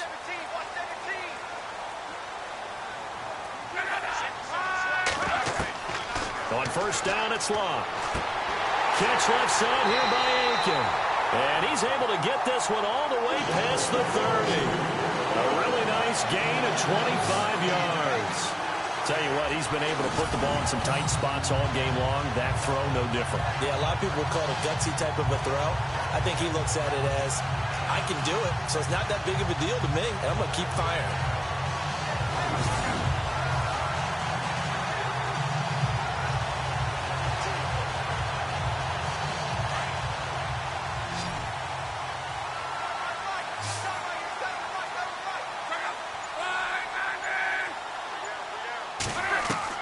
Now a first down throw, Locke. And no escaping this time as he'll go down. They got him for a sack. The number 1 overall pick, Myles Garrett. And it'll be a 2nd and long. And, partner, it's safe to say that the secondary really contributed to that sack. Yeah, nickel set, 5 defensive backs. They covered everything. Nowhere to go with the football. But my question is, why didn't he throw it away?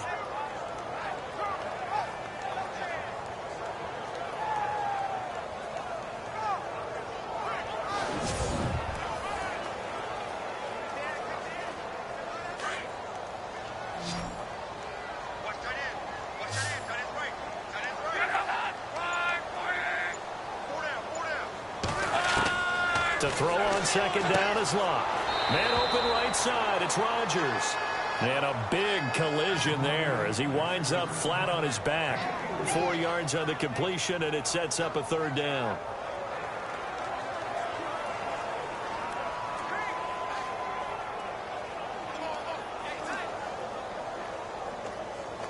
And the dreaded 3rd and long here for the offense.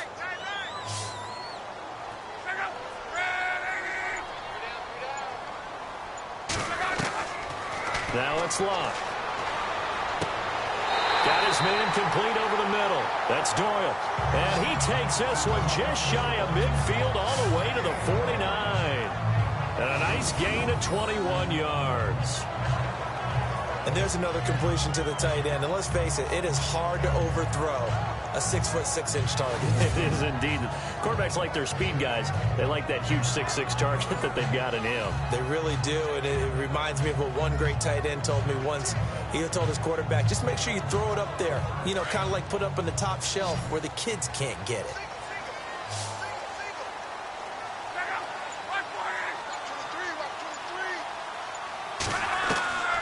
Here's Locke.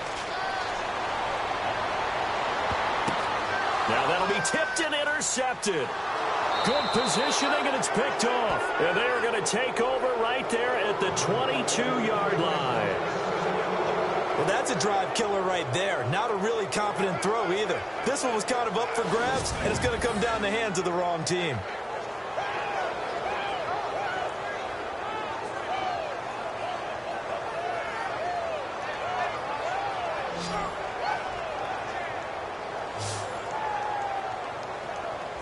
Here comes the Browns offense back onto the field. And I would say they went 3 and out last time, but actually they didn't even get to 3 and out. Still a strange decision to us here in the booth. Yeah, let's hope they don't go 1 and out, but maybe, possibly, let's try and think with them here. Try and play field position maybe, turn the ball over, put it in the hands of their defense. Who knows? You're a nice man.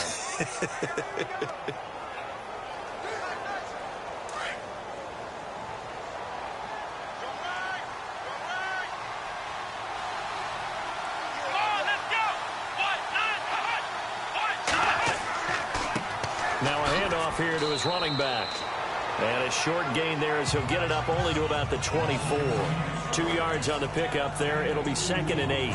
Brandon's all about pace and tempo now for them. They've got the advantage, so I'm going to put musical terms for you. You don't want to go prestissimo. That's too quick, too lively, right? But you also don't want to slow it down too much. You don't want to go lento. What you really want to be is moderato. Nice and even, nice and steady, get those gains, and close out the game. I think that chicken parm from last night's gone to your head. And he's brought down, getting this one up to about the 35. That's good for a Cleveland first down, an 11-yard pickup. Another nice pickup through the air, and I think a lot of people might expect them to run the ball in this situation, Brandon, but with this lead, they're electing to throw the football. Swings, slants, quick outs, things that they consider safe.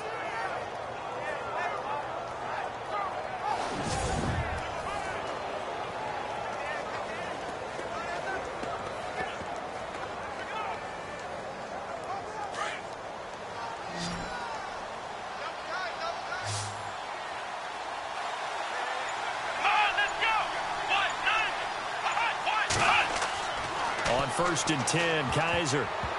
And the tip there altered the ball flight, and it falls incomplete. It'll be 2nd down. Really nice play by the guys on the defensive side of the ball, but for the guys on the offensive line, they're doing a nice job of trying to protect their passer. But when a guy hops in the air and goes airborne to try and knock one away, it's difficult because you can't reach out and grab him. That'll be a holding penalty. So all you're trying to do is make some type of a play on him, make some type of contact to try and get his arms out of the sky. And this defense not giving him anything there. Maybe a yard up to the 36. Run blitz there defensively, something we might see more of here in the fourth quarter. I think we'll see a lot of it, and the difference between that and a pass blitz, you're just trying to get to the quarterback. You're trying to scheme someone open who will get to the QB and make sure he gets on the ground. In a run blitz, you're actually trying to cover up gaps, trying to cover up holes so they can't run the football. Now Kaiser. That's complete to Brett. And they pick up 25 as they convert on third. Couldn't just sit on it here, could they? Had to throw the ball on third down. Got the big completion in the pickup. Fresh set of downs now. They've got to feel great. And defensively, a backbreaker.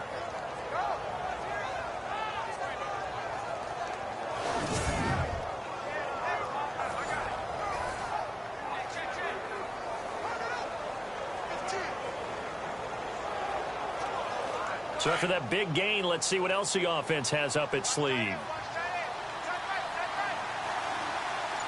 we go. And he'll give it here to his running back. And he'll be stopped up quickly here at the 38. Credit him with a 1-yard gain there to make it 2nd and 9.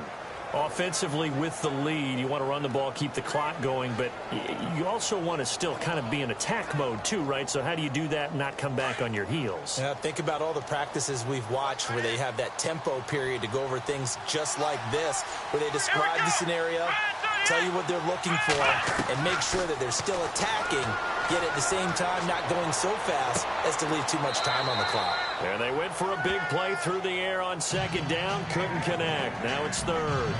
There's definitely contact there, but it's the fourth quarter of a kind of tight game, and sometimes the officials just say, let them play. Kind of like your mom used to, you and your brothers, just take the broom to you and send you out to the backyard and tell you to settle it yourselves.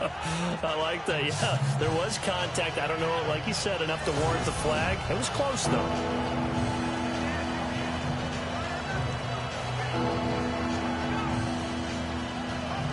The Browns on 3rd down. They're right at about the league average, 40%, 4 for 10. This is 3rd and 9. Let's go. From the shotgun, it's Kaiser. The Colts are going to get him. Down he goes. The former Brown, Jabal Sheard, with a big-time sack on 3rd down. And it'll be a loss of 7. The amount of sacks that they've absorbed in this game is absolutely extraordinary. Let's just face it. This offensive line, flat out, cannot handle this pass rush. It's been demonstrated time and time again.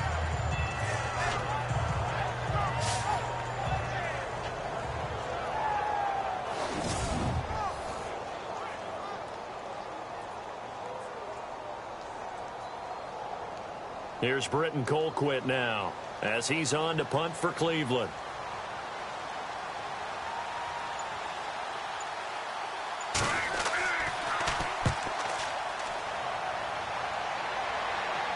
out of bounds and close. The question, was it a touchback? No. They'll say it crossed out at the 2-yard line.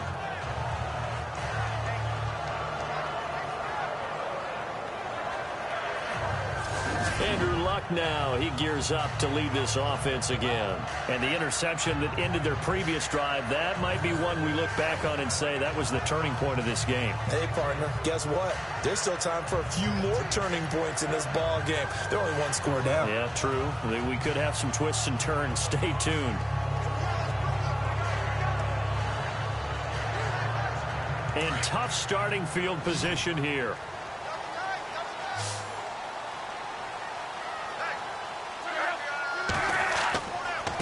First down, it's Gore. And an alley to run. There goes Frank Gore. He's at the 50, the 40, the 20, 10. Touchdown, Indianapolis. Frank Gore, 98 yards. And the Colts are an extra point away from tying up this football game. And that run massively increased his production in this game, and now he's over 100 yards. And break out your calculator, partner, because his yards per carry went up significantly, right? Big-time jaunt all the way to the end zone.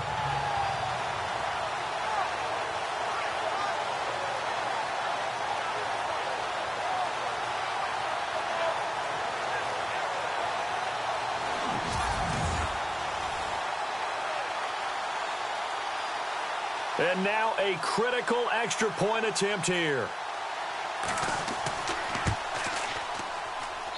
And we are tied here in the fourth quarter.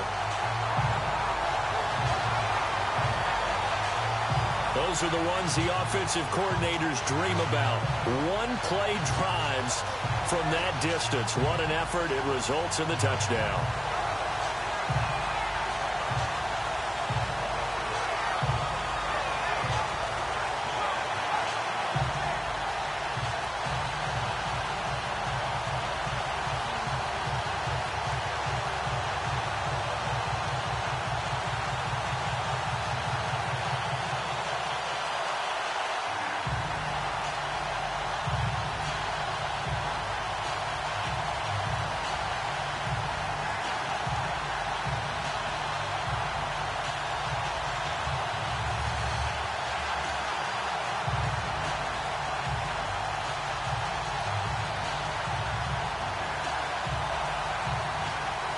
So here comes the kickoff now, all even here in this fourth quarter. This is fielded a couple yards deep. And all that work, but he stopped where he ultimately would have been had he simply taken a knee, and that's the 25-yard line. And the Browns getting set to go. And, you know, their previous possession, they were able to move the football, but still wound up punting in the end. You know, in 2016, Carolina had a 20-play drive that lasted over 10 minutes. And remember how it ended? In a punt. Yeah, I mean, how does that happen? You just don't see that happen every day. And this one maybe not quite that bad, but still, you'd like to have a chance for points if you hold the football that long. Agreed.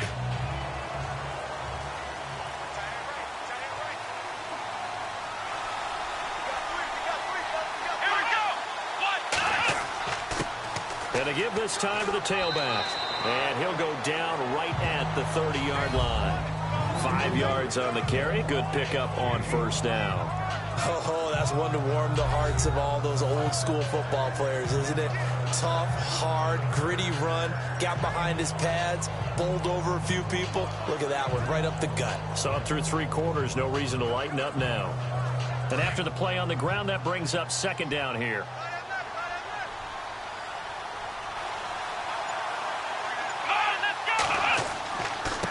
Now a handoff here to his running back. And for one of the few times here today, this run's not going to go anywhere.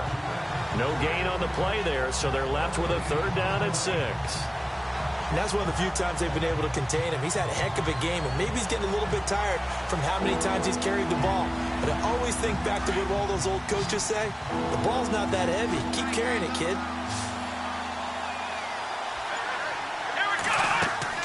To throw is Kaiser. Screenplay, Johnson.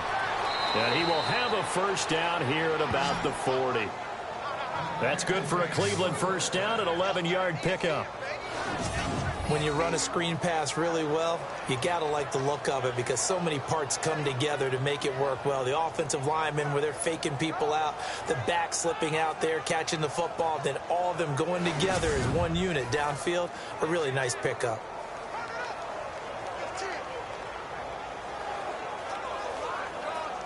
So the offense has it 1st and 10.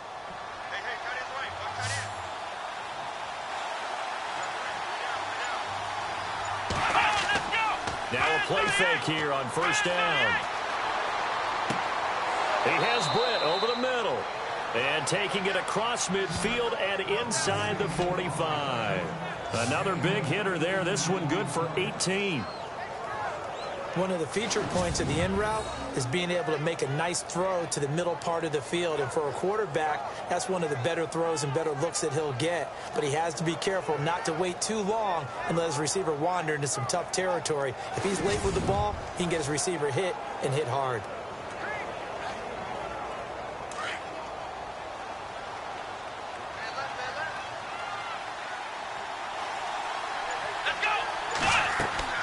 They'll run it now out of the gun. Dropped at the 35, but he was able to display the agility there. A solid run on 1st down. Gain of 7 leaves him with a 2nd and 3. Well, partner, I know this type of running back. I mean, this size, this intensity usually gets better as the game goes on. I just tell you from experience, the first few quarters, oh, you're eager. You come running up there, I'm going to tackle this guy. By the 4th quarter, you're coming up and thinking about it. And D-line wearing down 4th quarter. Yeah, that's not a guy they want to see consistently.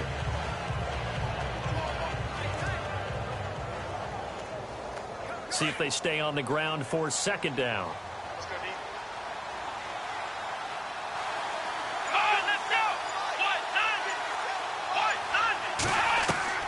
Working out of the gun. Here's Kaiser. Looking middle, and it's incomplete. That time they were looking for the former Auburn Tiger, Ricardo Lewis. And it's 3rd and short. Well, too much oomph, too much mustard there on that pass. He really turned it loose, didn't he? Really cut loose with that one. Sharp, strong. Didn't lead to a completion, though. Made it very difficult. As big of a play as we've had in this one so far. This is 3rd and 3. Kaiser now. That is caught inside the 5. And he is into the end zone. Touchdown, Cleveland. Isaiah Crowell, 35 yards. And the Browns have moved out in front. So on 3rd and medium, they dial up the pass, and it works to hit the end zone. And it's really not a surprise to me. That's a throwing down in the NFL because of how tough it is to run the football. But what offenses like to do is still show run formations to make them respect it and throw out of those. In this case, they took a nice shot in the end zone and made it pay off. And this one through the uprights and good.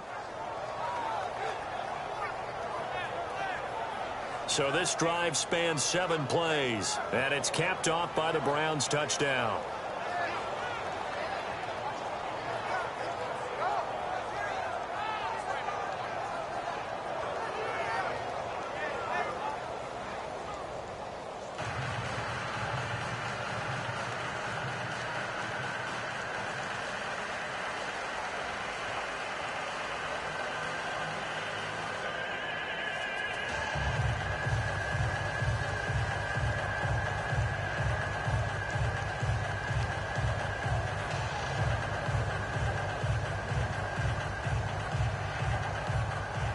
Gonzalez now to kick this one away.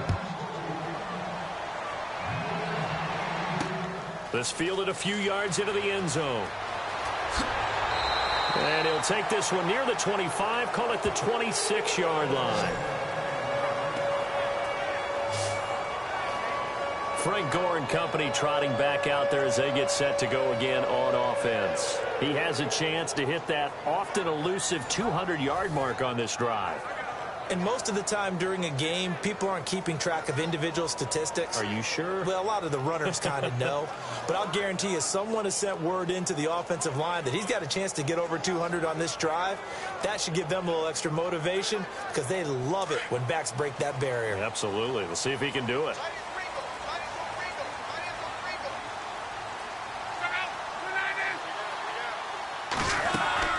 On 1st and 10, Locke. To the sideline. Wow, what a catch. Doesn't get a lot out of it, but he is able to keep the feet in bounds. Call it a 1-yard gain on the play, and that'll make it 2nd down.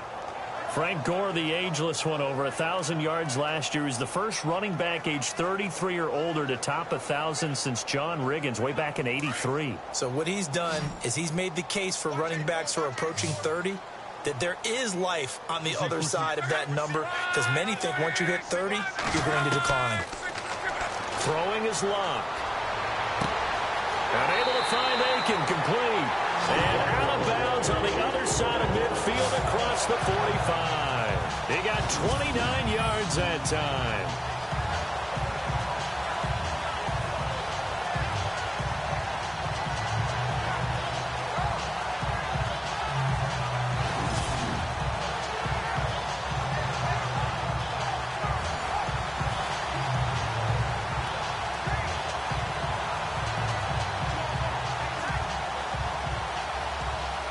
And now a 1st down following that long gain.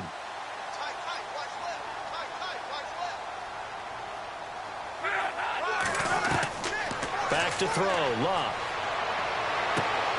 Over the right side, caught by Moncrief. And he's going to get this inside the 30. Another big hitter there. This one good for 18.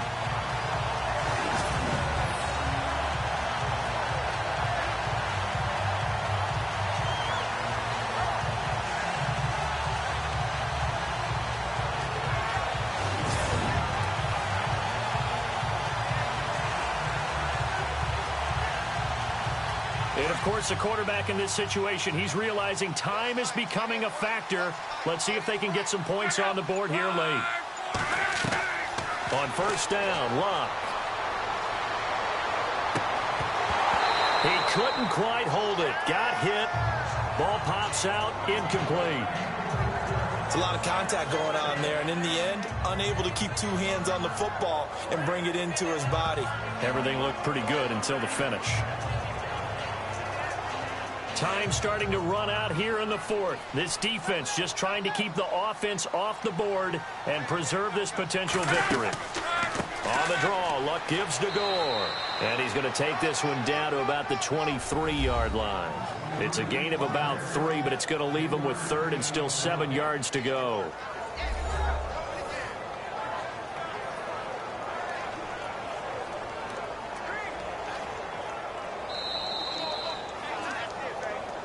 Time for a break. We'll come back, see what transpires after this.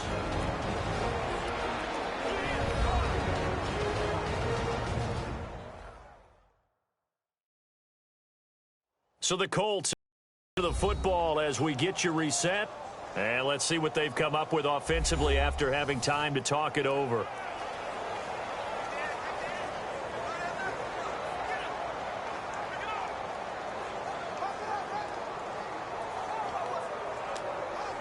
One of the bigger plays in the game thus far. The crowd getting into it as we come up on a big 3rd down. Out of the gun, Luck. And he'll go out of bounds in the red zone just inside the 20. It'll be a gain of 4, and that's going to make it 4th down. He got out of bounds. That's a good thing, but still short of the 1st. And now, since this brings up 4th down, the defensive play caller, grab your nerves, because now you don't want to be so amped up that you give them a 1st down by getting out of your lanes, but you also don't want to just lay back and let them have it easily.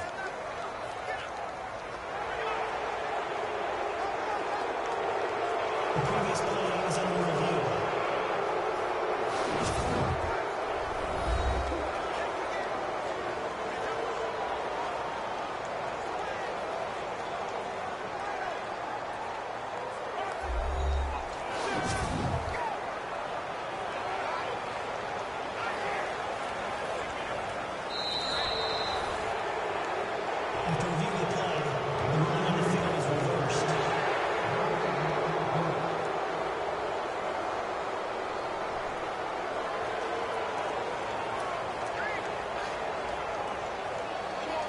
Down 7, and they've got to go for it here on 4th down.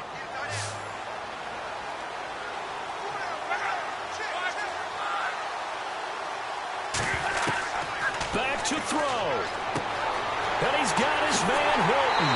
And he'll get into the end zone. Touchdown, Indianapolis. T.Y. Hilton, 23 yards for the touchdown. And the Colts are an extra point away from tying up this football game. Well, the hard part's done. Now they just need to split the posts, tie it up, but then their defense is going to have to hold up to send it to overtime. Yeah, no matter what. I know there's an inclination in it when you have momentum to go for 2 here, but if you miss it, you don't give your defense a chance at all. Plus, it's been a good game. I want to see overtime. I'm selfish. You obviously don't have a flight to catch. Tomorrow. Still an important piece of business to take care of, the extra point. And no sweat, he puts it through, and we are tied here in the 4th. So that winds up a 7-play drive all told. And the result for the Colts is a touchdown.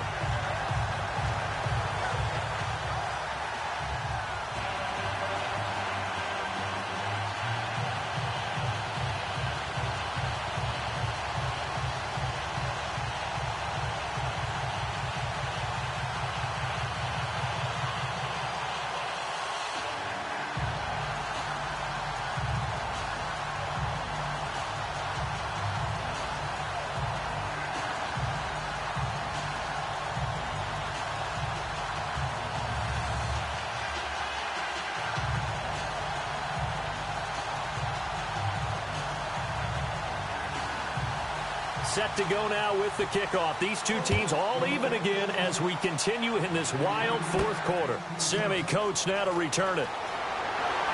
And he'll be brought down at the 23, make it the 24-yard line.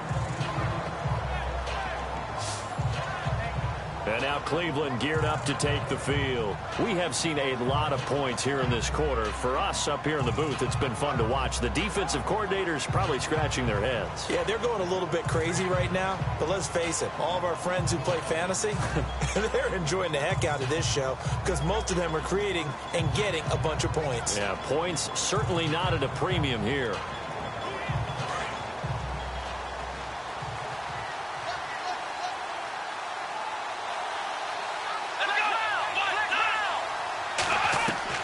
Kaiser to throw. He's going to air one out. And it pops free. The collision there jarred the ball loose and brings up 2nd down. These are the spots, this stage of the game, where it pays to have speed on the perimeter, doesn't it? It certainly does. And in the 2nd quarter, he may very well run by him. But in this situation, I know as a defender, I'm loosening up a couple of extra steps that allowed him to run with him stride for stride.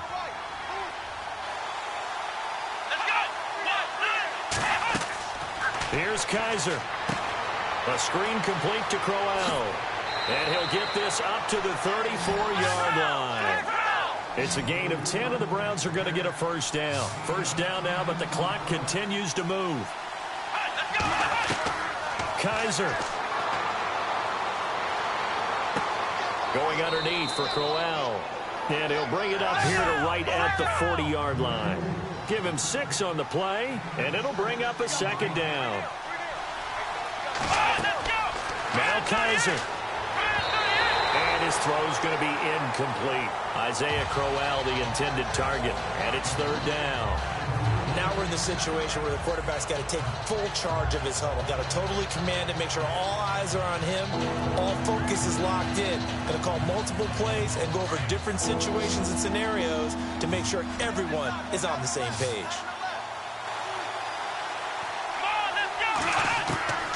Again, it's Kaiser. Uncorks one for Davis. So they took a shot there on 3rd down, couldn't get it. Now it's 4th.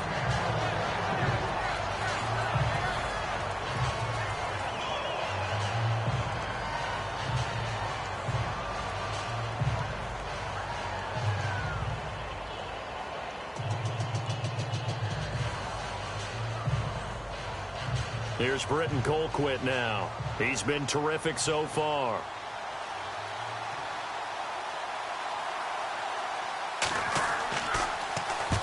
Averaging over 50 yards a punt so far as this one's away. And a great job on special teams to down it, as this will be marked out inside the 5-yard line. And our focus now shifts to Frank Gore. And as we peer at the numbers, he got off to a struggling start, but since then really found his rhythm. And I think that comes together with not just the halftime adjustments, but just that quiet confidence. If you just keep doing the things you've been working on, eventually there will be creases. You know, find those gaps in the defense, keep working on them, and maybe what didn't happen very well for you in the beginning of the game, it starts to open up as the game moves on. Very tough spot here for the offense to start.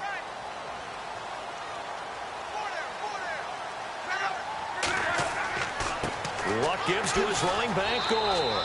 And he'll take this forward only up to about the 7. Give him a couple on the carry there, 2nd and 8.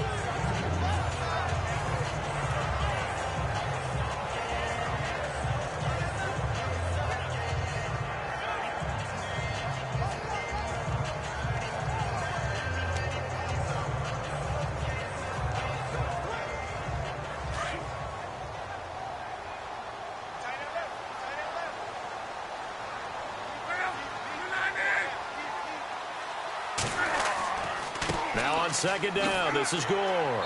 And he's up past the 10 to about the 12. Call it a gain of 5 there on the run, but they'll remain a yard or 2 short here with 3rd down coming up. And there's a run to be happy with. Good, solid yardage. He'll take that anytime you hand the ball to him back.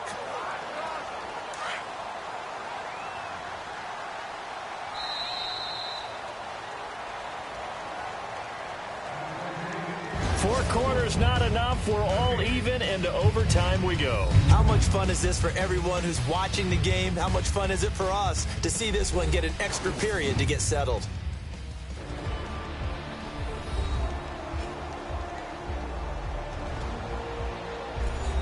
It's a little teaching moment here. Overtime rules. Remind us how this goes, partner.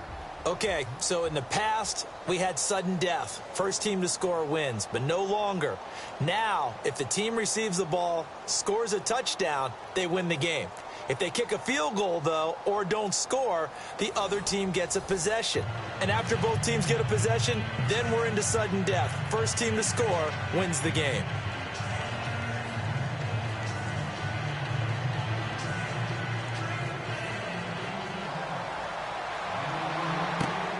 This is taken at the 3. And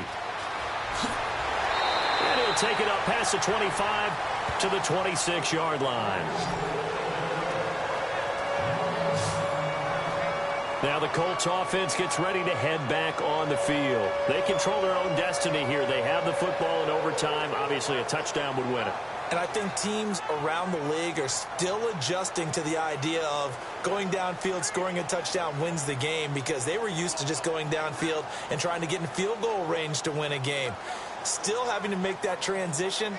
Let's face it now, the ones who are doing it best know they need to go down, attack, put the ball in the end zone, and not leave it up to a field goal and give the other team a chance. Yeah, as we said, they control their own destiny now. And Luck hands this one off to Gore. Able to slither by. And able to break one tackle, but then quickly brought down. But a nice little gain. He'll get a nice chunk there on the first down run, and it's 2nd and 4. Not a bad idea to start overtime. Feed the hot hand. And understand that when you're feeding that hot hand, everyone else is pretty much in agreement on it. You know, a team looks at their game and says, all right, who's playing really well? Let them touch the football, and we'll do our job to help him along.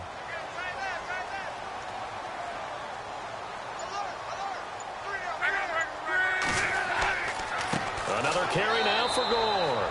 And maybe a measure of revenge there. He's had his way in this one, but this time they get him behind the line. They'll wind up losing 3 yards here. And that'll bring up a 3rd down.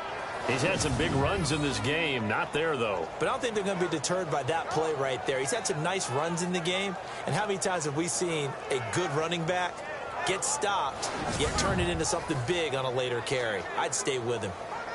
What will they draw up to try to keep this opening drive of overtime moving? 3rd and 7.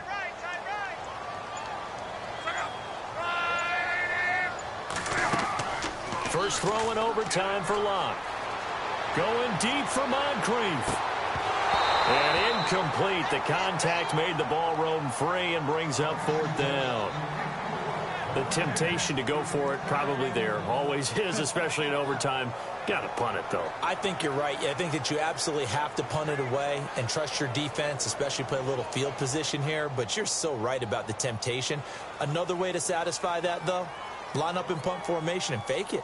That's another way to get it done. Oh, they come after him, and it's blocked. Now it's scooped up, and this is a live football.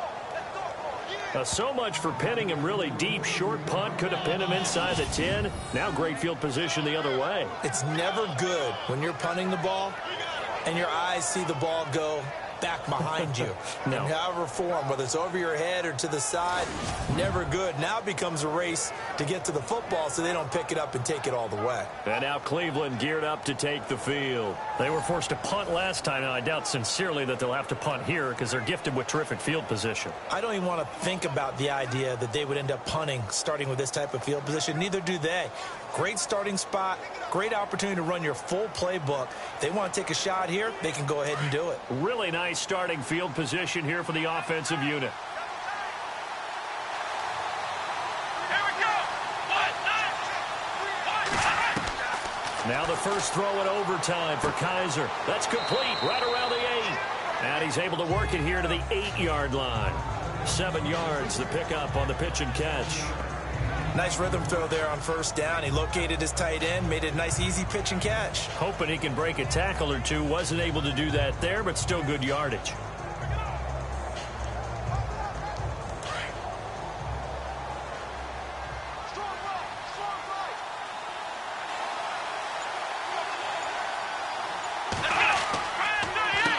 They run a draw here on 2nd down. And the stop will come inside the 5 at the 4. 4 yards on the play, and that leads to the 1st and goal.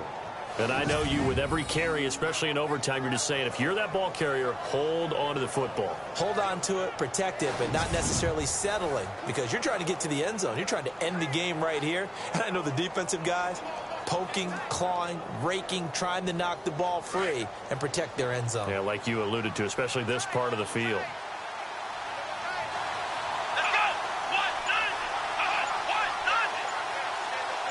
From the 4-yard line, it's 1st and goal now.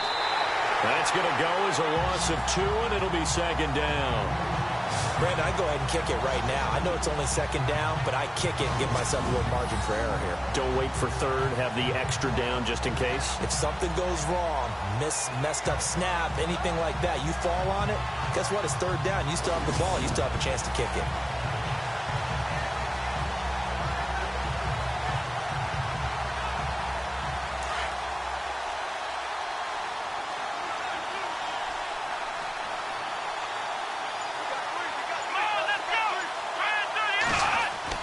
Now a 2nd down throw for Kaiser. And he is going to go down.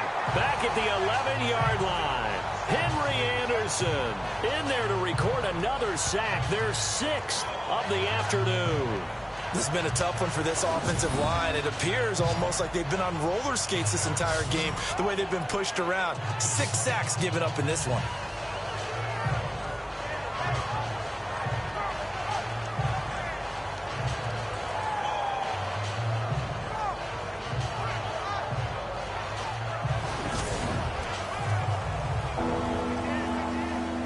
So a tough spot for Kaiser. The sack, and now it's 3rd and long. Here we go. They'll try to run it in. Johnson. And the stop will come inside the 5 at the 4. It's a 6-yard carry. It does put him just a few yards short of the goal line, but 4th down coming up. Frustrating for a defense, energizing for an offense. Finding a way to create that type of yardage in your running game, that'll make the guys carrying the ball very, very happy. So the field goal unit is on the field, as this is a big spot right here. And another timeout taken by the Colts. They'll be down to just 1 remaining as we step aside here in overtime. The defense, they got a little bit of a breather. Now they're back and set as we resume play.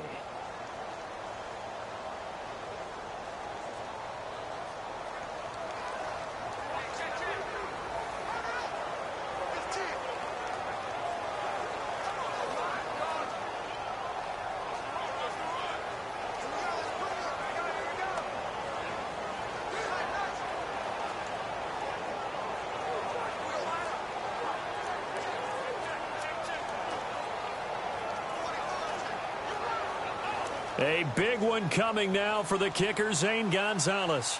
From the left hash, a chip shot here. And he got it. The kick is good. In overtime, he's able to split the uprights. We thought this game would be a good one. It did not disappoint into overtime, and it took the field goal to win it. And we always pay lip service to how important it is to play defense. And usually we focus on the big offensive pyrotechnics, right? But in this case, they got the ball back on defense, gave themselves a chance, and they capitalized on it with a victory. And I don't care what distance that field goal is from in overtime. The knees are always knocking, but he pushed it through. Not only that, think about your snapper, your holder. A lot of nerves for them, too, because they have to do their job in order to give him one last chance to put a foot to it. I'm Brandon Gaudin. Certainly have to thank Charles Davis, my broadcast partner, and our entire crew. We'll catch you next time right here. It's the NFL on EA Sports.